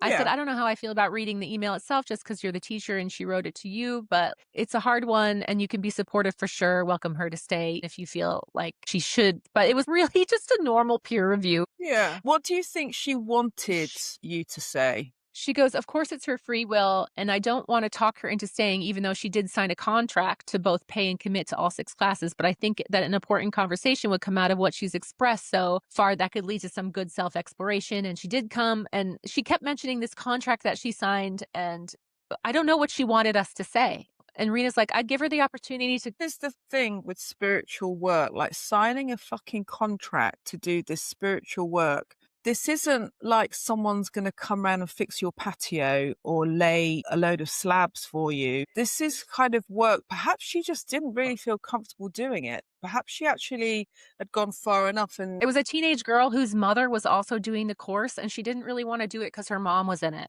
And she felt uncomfortable yeah. because her You mother don't want was to be around also your there. parents when you're a teenager. Oh my God. Let alone doing like deep personal stuff. Going on what she told us, which was there's a contract and she mentioned the money. So we're like addressing that because she mentioned it, right? And Yeah. then the next day she puts a voice note in the chat and she says, please listen, especially if you were one who gave advice yesterday. So there's only 2 of us. And I listen to it and I say, hey, Nicole, no offense meant by my opinion. You mentioned the contract twice yesterday. That made it seem like part of your issue with her leaving. The contracts were in there both times you wrote it. So it seemed like there was a part of it and you wondering if you should talk to her about staying. I don't think it was at all strange to interpret the question to be about whether or not you're encouraging her to stay. Because basically the voice note was like, you got me all wrong. You completely like both Rita and I addressed the same topics that were in her voice note. And she's like, I don't like what you said about me. I said, I'm glad you handled it the way you needed to. I think we all handle it a little bit differently, and that's why it's interesting to ask. But I hear that you're frustrated by the method of asking and also disappointed with the response. I don't entirely understand the anger feeling because she's angry. She says she's angry about how we did it, how we answered her. I just said forwarding the email is something that I wasn't comfortable with for me. You didn't mention that she had already forwarded it to the group then, because like she made it sound like a private email, but then she goes, well, she'd already forwarded it to everybody. And I was like, well, that's a different story. I didn't know that. Like she was getting really hung up and weird on what we said. It was almost like she thought we were accusing her of being a certain way. I said, I don't know her if she'd be okay with you forwarding the email. So I said, no, I can only speak for myself. I answered a question that I understood you were asking as a peer. I realized that we will all have different experiences and opinions, and that's why I value a peer group. I don't entirely understand why you got pissed off. However, speaking for myself, I was answering the best I could based on what was written in the information that they had at the time. I hope that you will all do that for me also. If I or we misunderstood, I would hope there'd be a different reaction than pissed offness right away, but maybe we can get there. Misunderstandings happen in writing and also in spoken words, because she's like, the format isn't always comfortable, but I think in the future, if you don't want to use it for personal stuff, that's completely fine. And there's plenty to be done about it. Because she was talking about how that she doesn't like talking about this stuff in the chat. So it's like, and so Lorena's pissed, right? Like, she's like, what Well, the yeah, fuck? exactly. Well, don't if you don't yeah. So, well, don't talk about it in the chat then. She's talking about how, like, she's dissing on the group chat Mm, itself, how we're all in yeah. here talking. So Lorena says, I'm only going to chime in here to say that this thread has fostered a beautiful closeness within the group, both in laughs and depth. I'm grateful for it. The Friday Nights Working came directly from the movement in this thread. Mm. That was collaborative, fathoms deep, and fucking beautiful, with one of us sitting held in the center of our hex. Your question does seem quite a lot different in the recorded message than it did in the written form. So maybe sending a recording versus text next time is the right thing to do. She like moves on because she's like, but basically what happened was she wanted a peer review and she wrote it down, and she felt like we made all these assumptions about her based on the lack of information, and then is Yeah. mad and thinks that the group chat is shitty and doesn't want us in there and all this other stuff. So that was the first thing that happened. Yeah. So this And is then kind of like everyone's just probably like, I'm going to say that's probably not what that group chat was for. If you're going to be a teaching cell no, to start helping someone else's business. yes. And so we start talking about how we want to have a couple dream coagulations, which is one of our practices, and that we're going Yeah. to walk on our addictions and then have a call to discuss how to support each other in breaking free of them. We're trying to organize a time. And for some reason, Nicole can't, none of the dates work for her. And she's like, I want to do a doodle poll. I don't want to sort this out in the chat. I'm going to suggest a doodle poll again, she says. She's like, it's way more efficient to sort Sorry. this kind of thing out. She's like, doodle poll. Gina's like, I don't even know what that is. I don't really want to do it. She's like, as you know, from what I tried, Sounds it's like a so funny. dog. Doodle poll. As you know, from what I tried to do with the facilitator hive calls, I'm definitely on board for regular calls. I'd even vote for weekly, so long as they stay less than 2 hours. Deciding on a set day and time, then recording calls for people who miss it would be ideal for my schedule. There are too many moving parts to my week to have to try and check in about day and time each time we try to set one up. I'd rather know when they are and plan around them and not have to go through the polling process time and time again. She's really annoyed about us trying to organize a call, and that Yeah. becomes a theme. So then she goes, it's a couple days later. So she's annoyed about the doodle poll. It comes up again. She comes up again. And so we're having conflict about scheduling the calls. Then she goes, sisters. We're talking about, I guess, like who's moving, and we're just chatting about whatever. She goes, I'm needing to clear some things with Chelsea and Lorena. They've agreed to a call because she comes to us in like a side fucking text and is like, you two, I need to clear some shit with you. And we're like, what the fuck? Because we're still friends at the time. And I would like to ask if one or the rest of you would be willing to mediate. I'd love for this to happen sooner than later. I know. I feel I need this to happen before I feel comfortable on a working group call. So she's like, again, I need this to happen before XYZ. Yeah. It's an ultimatum. It happens Yeah. before the call, or I'm not doing it, basically. So we can't really move forward with the cell because this stuff keeps happening. Rena's like, maybe we can try and do it tonight. And then I'm like, hey, I just want to clarify that after Nicole told Rena and I both that she needed to clear something, I'm the one that asked that as many of us from the cell were involved in the mediation. But specifically, if this is anything to do with the question Nicole posed to the group, but that only Rena, Ari, and myself answered. I'm assuming because Nicole asked the thread that it does have to do with that. Because we don't know why she needs to clear something. It would make me much more comfortable if more of you were involved. That feels more balanced because the question was posed to the group. I was giving my earnest opinion on the question, and it seemed to have misunderstood, which we're all invited to do. So what I'm thinking at this point is that I'm not doing this one-on-one shit where no one can see what I'm saying. If she's going to want us to be clearing stuff privately, everyone's going to see what goes down, not just me. I don't want to be stuck in Of being course. manipulated. Yeah. Yeah. And you want, and if it's going to be clear, then, and if you're going to start doing this kind of work, all of you together, this is how it needs to be. So everybody knows where they are. So I'm like, I don't want to hold the work up, basically. If there needs to be a call first and stuff, I'm not trying to hold it up. And then Nicole's like, I'll still do the work either way. And if a call for what needs clearing doesn't happen before the group work call, I wouldn't expect anyone to wait for me. She's just not going to be on it. So she won't participate. But then you've It's got like, someone that's lagging behind and that's going to have to be yeah, caught up with it. yeah. So we're all scrambling to try and get this done. And then Ari's like, I'm super busy. Nicole says, not sure if you thought I was asking everyone to wait, Lorena. It would just be my choice to not join a call. Regardless, I'll likely miss Monday's call either way due to travel, as you already know.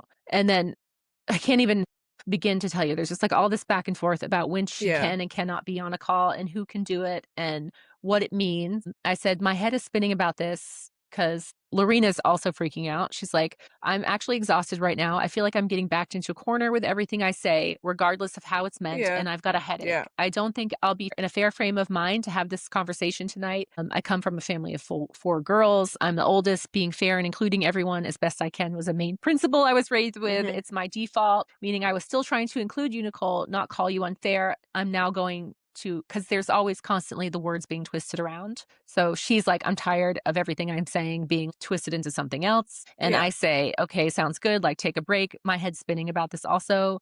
If I offended anyone else or if I offended anyone with my opinion or writing, just let me know. I don't mean to do that, whatever. Then, so this is how the cell is going for, I'm going to say, a lot of the time. Like, Yeah. So basically, nobody can actually get a time or a place together to start a foundation for the work that you're going to do, because yeah, Nicole has a problem with you and Lorena because she didn't like the way that you peer reviewed her. yes, And yes, nobody's going to take the Doodle poll, right. which is an added thing because you've already got the group chat anyway. Right, where she doesn't like this. So Ariella comes in. She's like, I haven't seen this thread since yesterday. I haven't had time to read it either, barely on my phone. I'll try and catch up. And she's probably like, holy fucking shit. And then Yeah. Rita's like, I wish we were all together to do that drum circle thing. And then Nicole comes in and she's like, it's hard to be away from this thread. I sent an email asking for people to fill out Doodle poll to find a few times we can talk to Sorry. clear and to work. It's just crazy, this Doodle poll. So far, no one's filled it out, hoping we can do. And then she's like, feeling a fire in my belly in devotion to this work. And I want my sisters by my side, but I have some shit I need to say. Some of it not pretty, but I trust it will all shake out and we can do this. Thank you for throwing your love in the mix, Gina. And she's like, she literally goes all caps, please fill out the Doodle poll. We will waste less time. Gina comes in and she's like, I haven't received an invite for the poll. Because Gina's like, I don't want to fucking do that. It's so funny. Girl, I don't know what a doodle, like it keeps coming up and everyone's like, no, I don't want to do a doodle poll. And she's like, do the doodle poll. And it's like this dumb fucking conversation that we're having. It's like time waste. So Lorena's like, please stop. I feel like you're backing us into a corner to operate the way you want us to. We were like Bingo. relating on this thread. Every time we get back into an easy flow on here, you're stepping in to stop that flow. I honestly can't get my head around what could possibly have been so upsetting to you that you felt the need to put our work on the line, halting it in its tracks during a time we are literally on probation. If you have something you need to work out, okay, but this is unbelievably unfair to the group. I literally don't know the right answer here. I've been concerned about the cohesiveness of the cell, because it's true. We were all so freaked out that we were even chosen and our work being jeopardized. That's been met with feeling personally attacked. I definitely feel like things need to be cleared, but not at the expense of this work. I can do this work and set my personal feelings aside until whatever needs to be worked out can be. I'm asking you to do the same. I'm not saying I'm in the right. I'm saying we need to set our differences aside in the name of doing the thing that is sacred to all of us. Honestly, I just don't get it. It's like, if you feel unhappy about a form of relating, you aren't going to allow for anyone to enjoy it or be, she's saying, if you are unhappy about this form of relating, because she keeps hating on the chat and saying, I'd rather have emails. And Lorena's like, if you don't want to do that, just don't do it. Don't come in Yeah. here and try and make us Yeah. not do it. It doesn't make any Yeah. sense. Yeah. I'm like, what the fuck? Because I've already had this shit with her. You know what I'm saying? Yeah. I've already had the whole what the hell's going Yeah. on thing. You need to do this Yeah. my way. And I Yeah. said, this whole thing is making me feel extremely uncomfortable and vaguely threatened and just generally weirded out. No one's asking Nicole to stay away from this thread. I'm also not clear about what this doodle poll is even for. Just take a shot every time Chelsea says doodle poll. Never mind being unsure what the problem is. I get Nicole finds this doodle poll easier, but clearly it looks like the rest of Cell is just trying to talk about it and plan. It's so funny. I don't understand why moving the thread to email, it's the same conversation. It's just getting bigger and bigger, and I'm increasingly feeling gaslit. And to now say that you have shit to say, that isn't pretty when you're only apparently talking about myself and Rena is particularly unfriendly. I wish I could say this is the first time that I've been in this position where I feel forced or pressured by you, Nicole, but it isn't. So I start bringing out the past shit. Yeah. Beginning with ultimatums about Naomi. And that's just what keeps going. That's the theme where I need to do it this way. And if we don't, I'm not doing it. I'm not doing this. If I need to feel comfortable, I need things to go this way. And I'm feeling fucked up because I'm in this sort of weird, I don't have relationships like this. I don't know what this isn't It's normal. exhausting. Jesus Christ. And it's also like, it's incredibly immature. This is kind of shit you do in your 20s when you haven't got a fucking clue who you are. I said I was concerned about this happening because of what's happened before. And we're all trying to just be in harmony, allow for our differences. But this is too much. And then Gina's like, what's a doodle poll? Just like, I don't know what that is. Again, I'm not doing that. I don't want to do it. This is challenging to organize. I'd rather just talk to people on a Zoom call. So Nicole comes in and she's like, there's so much projection happening. And this is what I want to talk about. There's so much projection happening on me being the asshole here. Yes.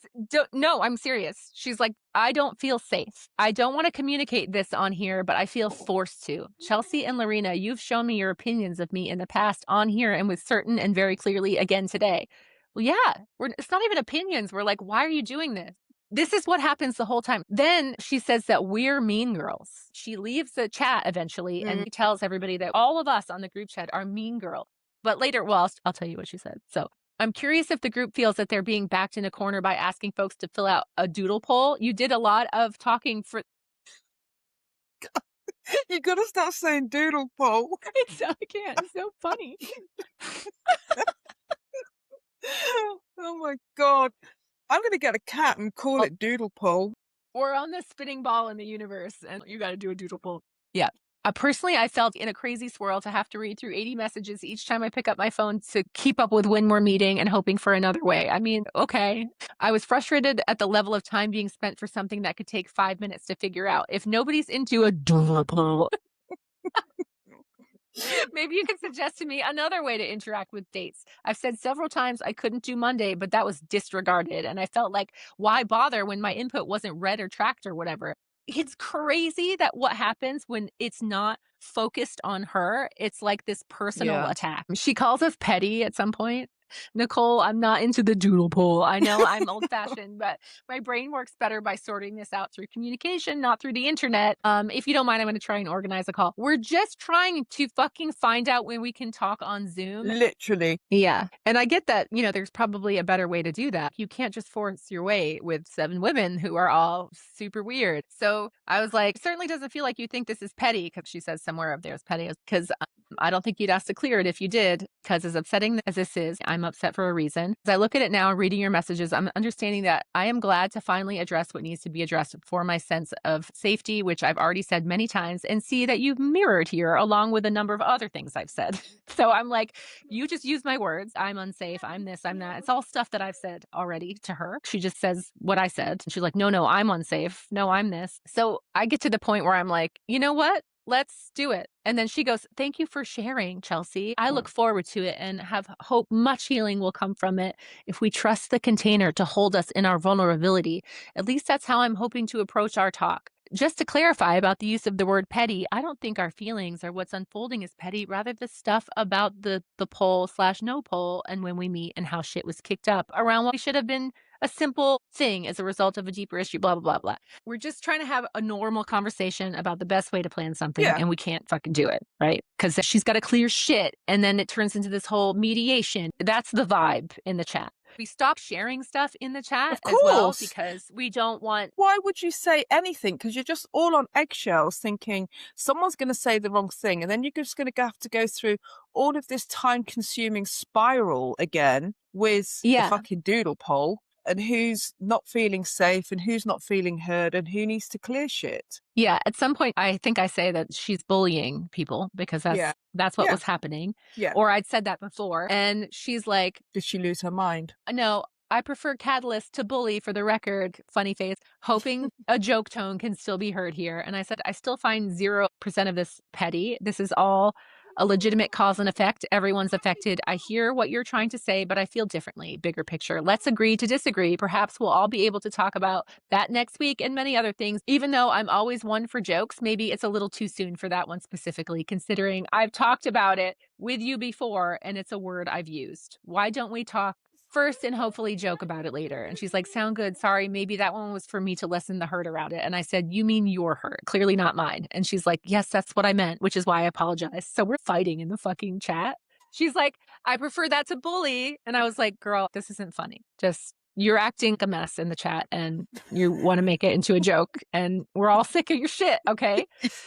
Did you guys know this was It is. happening? Oh my The Path of God. Pollen teaching cell, making it real for the world.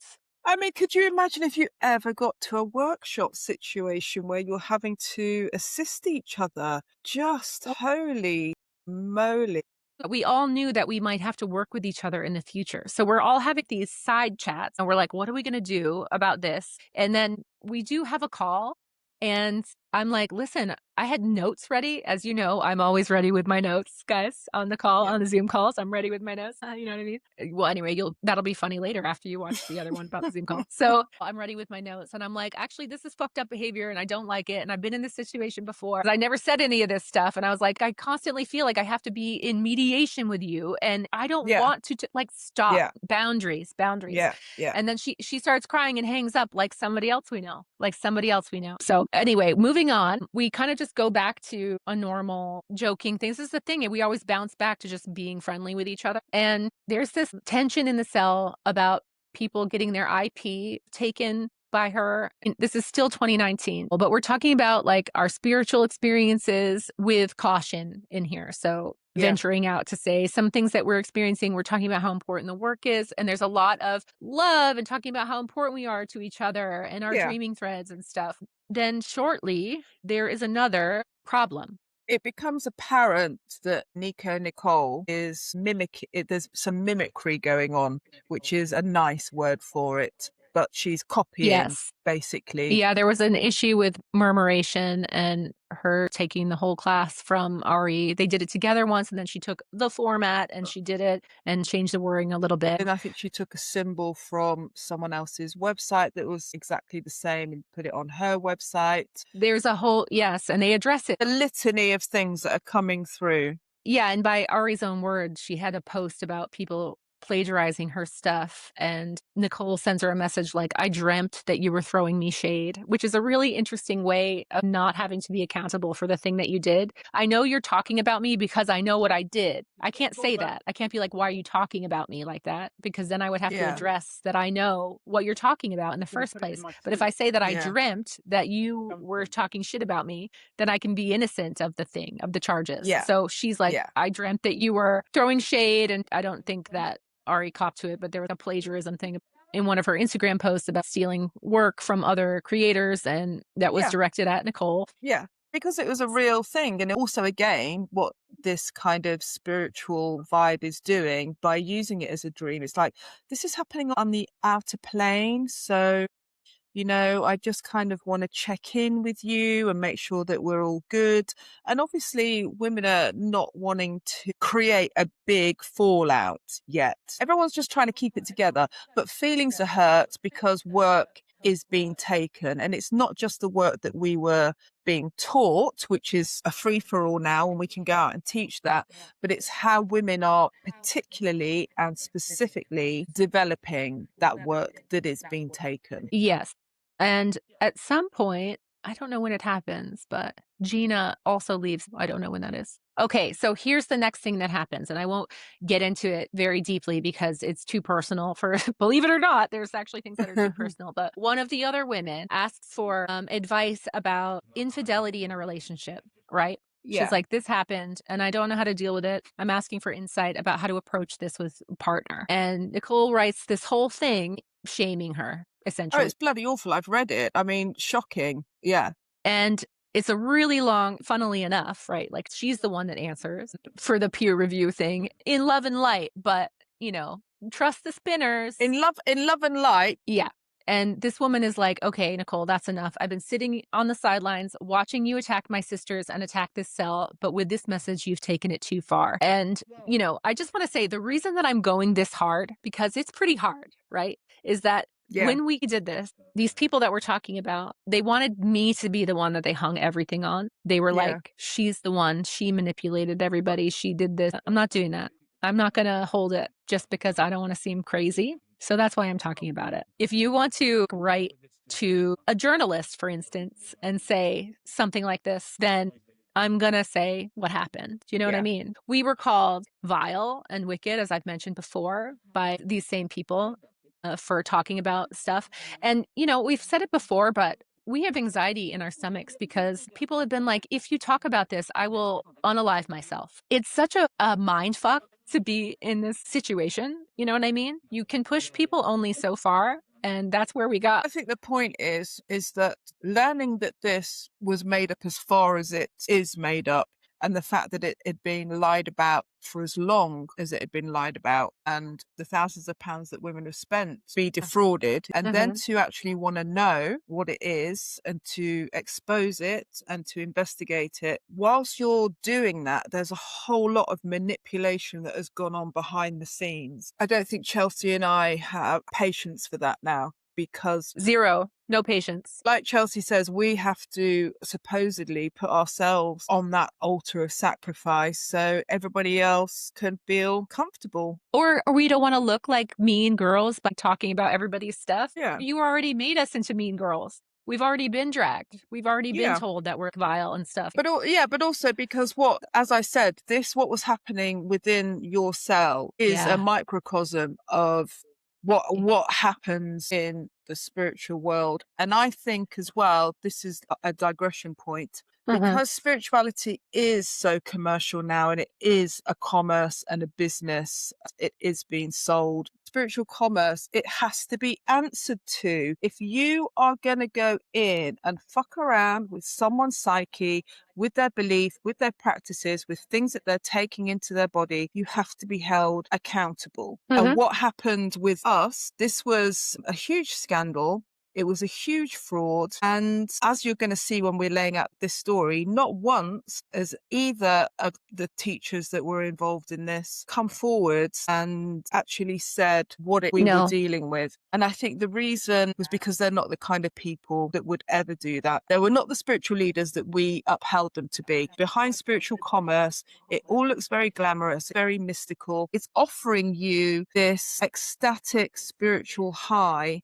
Behind it, there's often really deep, murky shit. There's people out there that are just living ordinary, good lives that are probably having more of a spiritual experience in their everyday than these people that are online promising you X, Y, and Z. Sorry, that was a bit of a rant that I went on there. But what the teaching cell was supposed to be, it was supposed to be this model that actually failed before. They tried a teaching cell once before, talked about the six sisters. Failed experiment. They tried to get these six women together, all bringing their different gifts, and that couldn't hold either. It's too fucking culty, Chelsea, to do this. It's on paper, it looks like a really good thing. Six women as part of a hex. We're feeding into the bees, into this sacred glyph that's going to change the dynamics of a failing world. There's always shifts in consciousness, the spiritual community likes to talk about, always a disaster around the corner, always at point zero. We're all on the edge of death. And with this spiritual work needs to come forward in order to temper that. So you are being part of this huge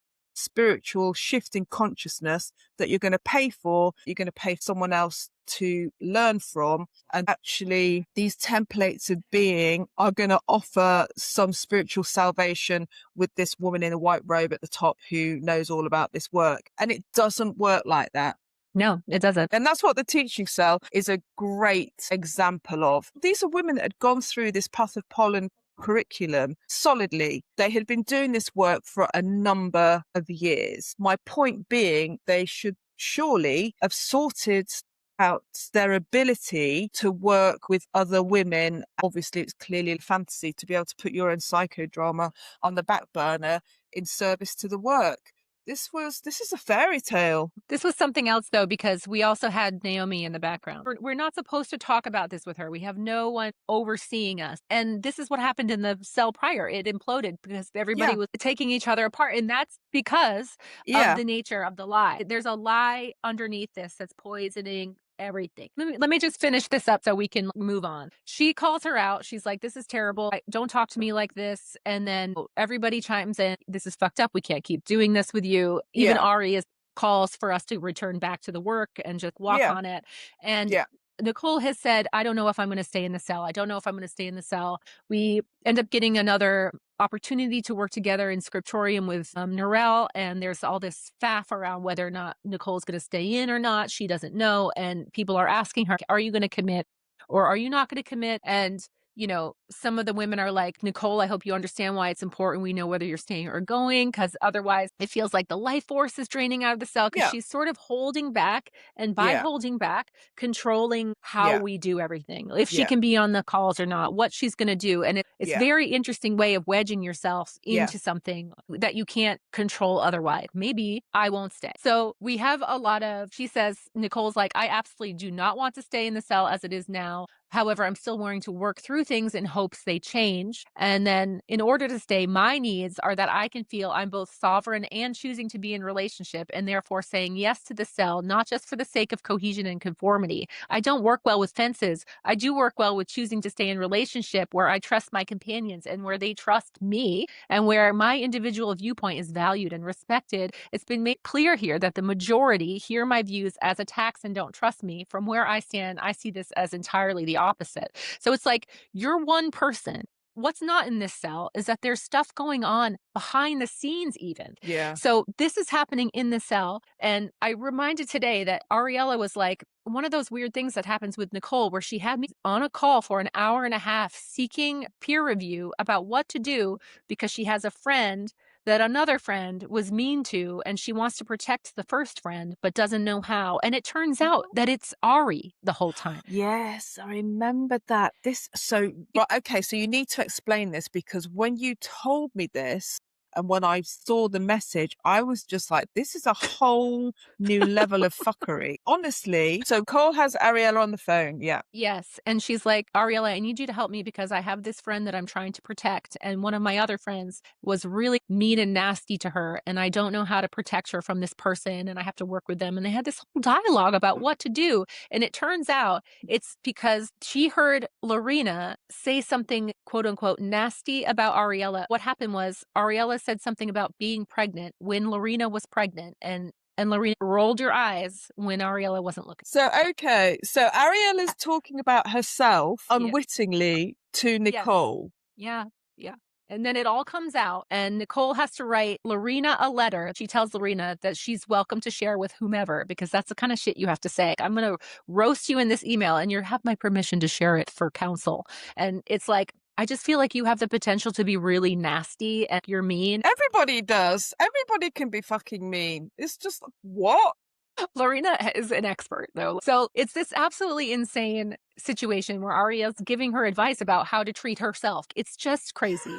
And then, so this is during the cell. And also Nico is telling one of the other girls, we're having this club without her in it. It's just nuts what's happening. Okay. So at some point it reaches a peak where we can't get Nicole to commit to anything. She's saying that we're toxic and the cell needs to change in order for her to grace us with her presence, right? And at the same time, Naomi's very emphatic that don't come to me with anything. At some point during this training, we get put on a 3-month hold because Naomi has a loss in her family. That's obviously, you need time. So she puts us on hold. We are just floundering, okay, because all this shit is going down and Yeah. we don't even know if the cell's going to carry on or not, but we're like a bunch of little nuns and devotees. The work matters the most. We're going to keep doing Yeah. it. Even if we don't know, we're going to just carry on. And it's just mental. At Yeah. some point, I forget what the final straw was. There's yet another thing where Nicole wants to force us into mediation or is saying something inflammatory. And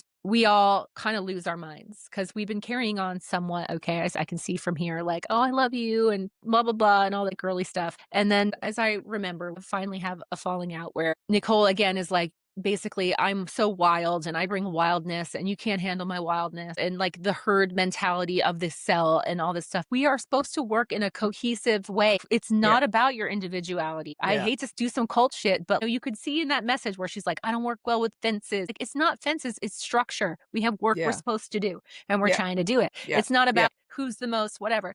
So I step in finally because she's going off about how we're all a herd. And I said, no, all of these women are totally wild. You're not going to pull any of that stuff. She's like, oh, I'm sorry. I shouldn't have said that. She leaves the chat. She basically walks out. We don't know what that means. Some of them are talking to her. Ari's like, oh, I talked to her a little bit. Or Gina's like, she said this. And I just want to say, when this all came out, I said that in one of the articles I'm quoted saying there's all this political jockeying and hierarchy and that it was sort of fed into, and everybody's like, no, no, no, that never happened. It wasn't like that. There wasn't any hierarchy. There was no jockeying, but that was her personal experience. And I would just like to quote me saying in 2020, I see how they do this to each other. It's almost constant fuckery and jockeying, and they continue to do things together. I'm talking about all of the women teachers and Naomi and Deb and all these people who there's all this fuckery and jockeying. And Lorena says, exactly. And I've always particularly disliked the secrecy crap. You're doing this, but don't tell anybody, which she also denies later on, saying that I was the only person that ever made her feel like keeping a secret.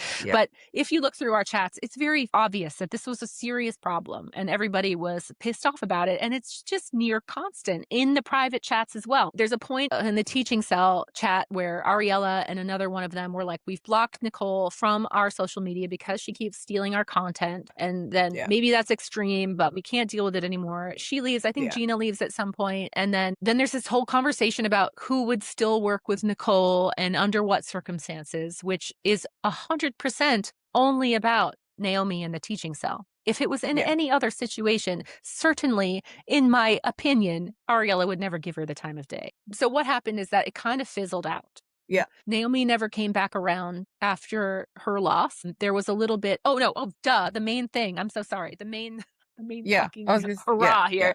The thing that shot everything into oblivion. So we're not supposed to talk to anybody about this, but like with the one woman who was left out, Nicole leaves the chat, disregards all of those rules, and goes directly to Naomi to tell her what happened. And the rest of us are a bunch of goody two-shoes trying to adhere to the rules, thinking that that's going to be the saving grace here. That's what Naomi wants out of us, is to follow the rules and to keep our side of the street clean, right? Yeah. So we don't. And then we find out, Nicole's telling one of the other girls in the chat that I've spoken to Naomi. I told her what happened. I said who I would and wouldn't work with, which is mental. So she goes to, obviously we know who that is. Is anybody that's going to do what Nicole told them to do, basically? Right. Or who either had status or knock out the couple of people that I feel she felt competitive with and keep around the people who had a big following or had whatever. Yeah. So obviously, Lorena and I, she's not going to work with us, but that's okay. It was mutual. So she tells us that she's spoken to Naomi and said all this stuff, and that Naomi knows. We hear that we're mean girls and all this other stuff. We finally elect one of the women to write to Naomi and be like, hey, we feel like you heard one side of the story about what happened, and we'd really like to tell you ours if that's the case. And she's like, oh, no, Chinese whispers, whatever. I don't want to hear about it. Yeah. Okay, so it's 2019, and then I find out that she has in fact heard Nicole's side of the story and is totally on board and chose not to hear ours. So that threw everybody for a fucking loop. I find this out, and unfortunately, the way I found it out, I was so terrified of this particular person getting blowback from Naomi, because that was a thing. And she was already gluing herself back together from having a relationship with Naomi for so many years. And I was like, there's no way I'm going to get this woman sent a vicious email from Naomi, right? So I tell Lorena, I got to tell you something. I know this is fucking shit thing to say, but I need you to not repeat it. I've thought about this so much, and there's just no way that it's not going to get back to people. But you are in torment about this shit, about the teaching cell, about Naomi. You need to know this because she's going to think about devoting her entire life to sacred trust. Which is what women were doing, Chelsea. So many women like left houses, put other education onto the back burner, just didn't progress in their careers because they were just devoted to this work. This was a real thing. Women really did this. So yeah, go on. So when I quoted her saying, talking about the constant fuckery, she's pissed off about some stuff. Lorena, she's pissed off about like being left out of a possible dreaming cell.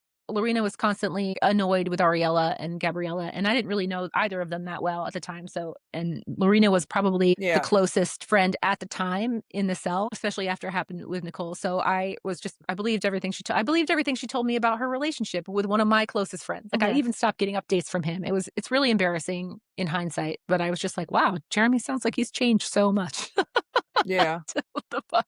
So she's telling me stuff about them. And it's also around this time, I think, that we start doing oracles in person together, Lorena and I. And I had no idea, but at the time she was already talking shit about me. I didn't know, but I should have known that she was, because she would shit talk everybody else. And I thought I was special. Do you know what I mean? I thought she was just shit talking to me. And I was like, yeah, we shit talk. We're friends. It was like, people who have like 16 group chats with one person from each group chat missing so they can talk shit about that one person. It would always go back and forth between loving and adoring G and Ari and just not liking them and feeling left out by them and being pissed off. So it was always back and forth. But she's pissed off in this scenario. Also, we're having this dialogue about how confusing, and I have this same conversation with Ariella, which I could bring up, but I won't bore you to death. But the conversations are how, and Ariella as well, I was just reading them, I just sent them to you, where Ariella is saying, I don't understand Naomi's judgment in this scenario. Why is she taking Nicole under her wing when all this stuff, all this fuckery, like where is her judgment?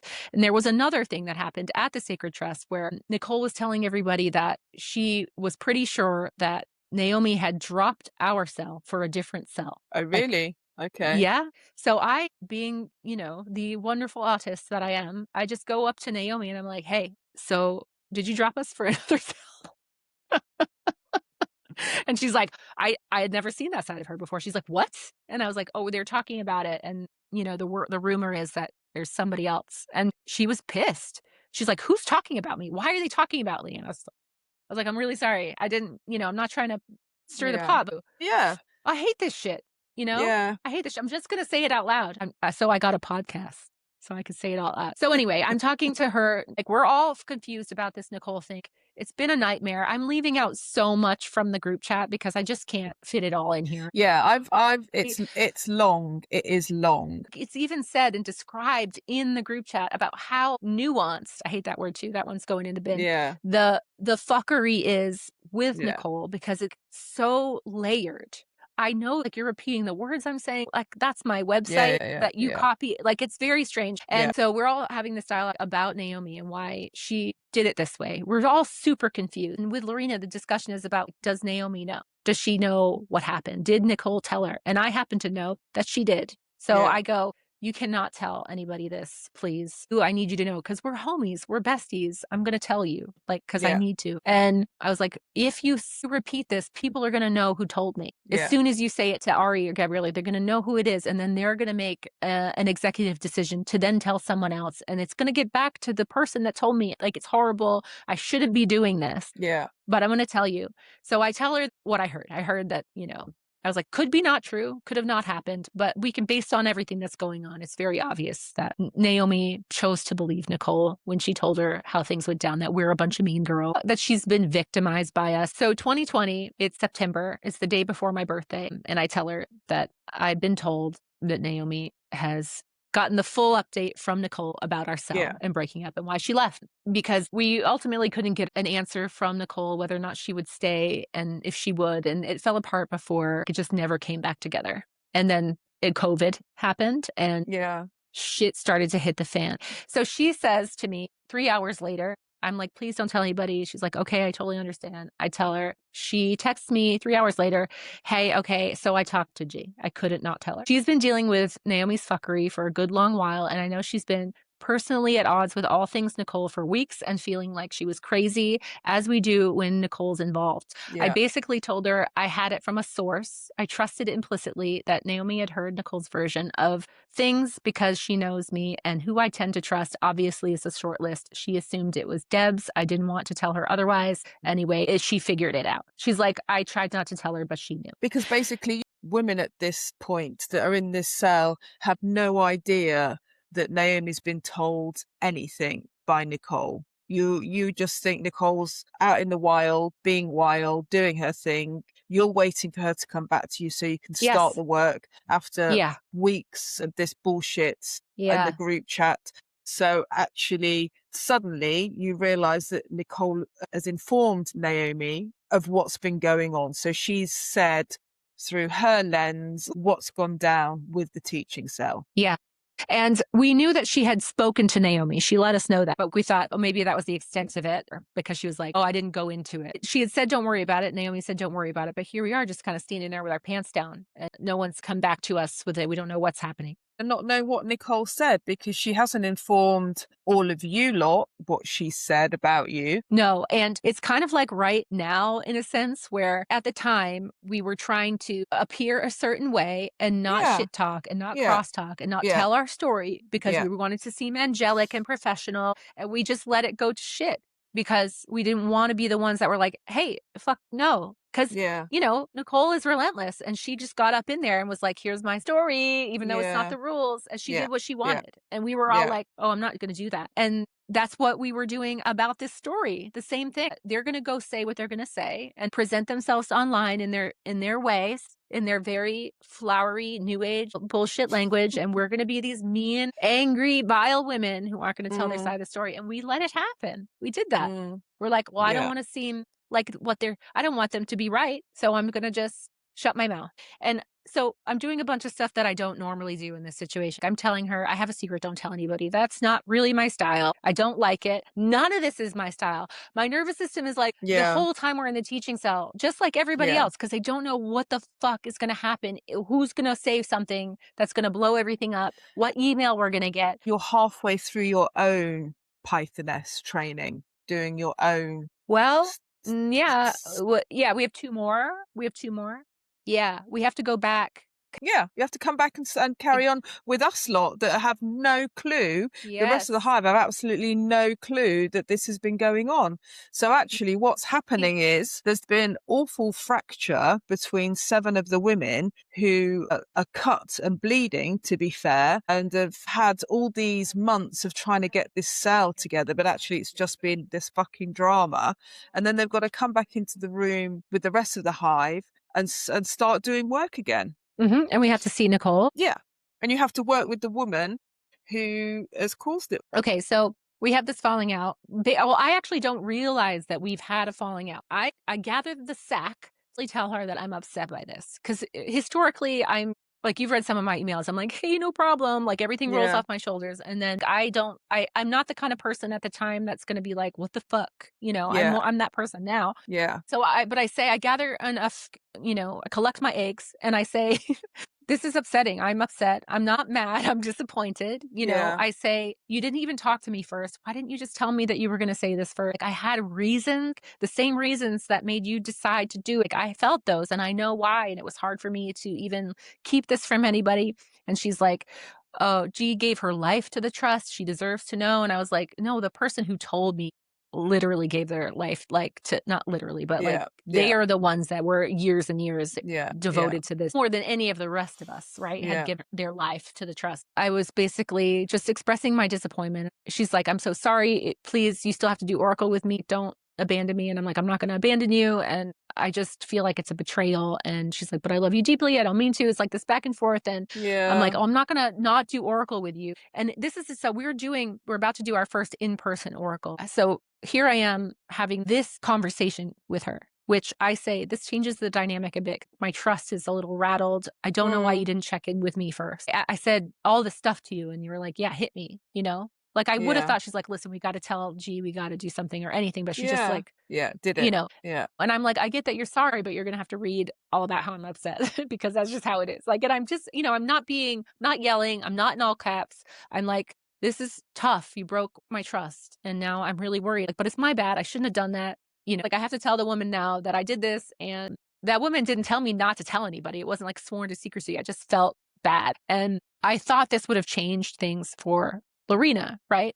She does this thing that they all do, except really for Ariella, where they get to a point where they don't want to hear what you're saying anymore. So they say, I haven't slept. I'm really tired. I'm too tired to deal with this. And I can't handle it anymore. I need to go to bed and I'll talk to you later. That's what always happens with this stuff. And I know I can text a lot, but there's always like this, I can't right now. I can't right now. I'm so exhausted. I'm so this or whatever. So basically, I love you. I'm genuinely sorry. And you are not allowed to bail because I might actually die and then I'll haunt your ass. So we're having this kind of like, ha ha ha, I'm really upset with you, but it's okay thing. We're moving on. And what this does is set off this now in our relationship previous to this. It's almost like she had me on a bit of a pedestal. And I'm not saying that she like looked up to me. I don't think that at all. But she didn't have beef with me to my face ever. We never had beef until this moment. This is the first time I ever said, hey, this isn't cool.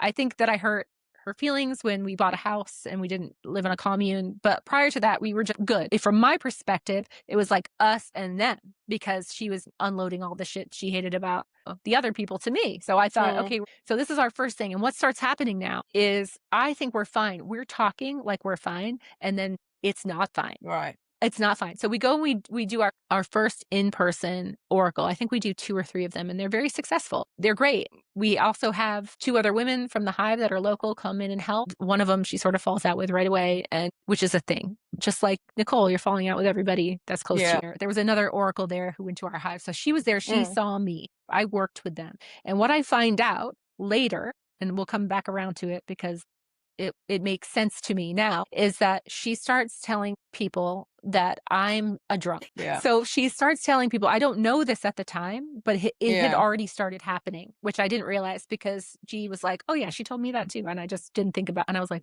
dude. So before we have ceremony, we have mead. And I think I had 2 glasses of mead or something like that. There was a little bottle and I emptied the bottle because it was, and this is normal if you're listening. Oracles historically were psychedelics and all this other stuff involved. We would have mead in ceremony at the Sacred Trust. It was. Yeah, we didn't do psychedelics. I'm not inebriated or drunk or on plant medicine when I do oracle, but having a ceremonial or whatever was normal.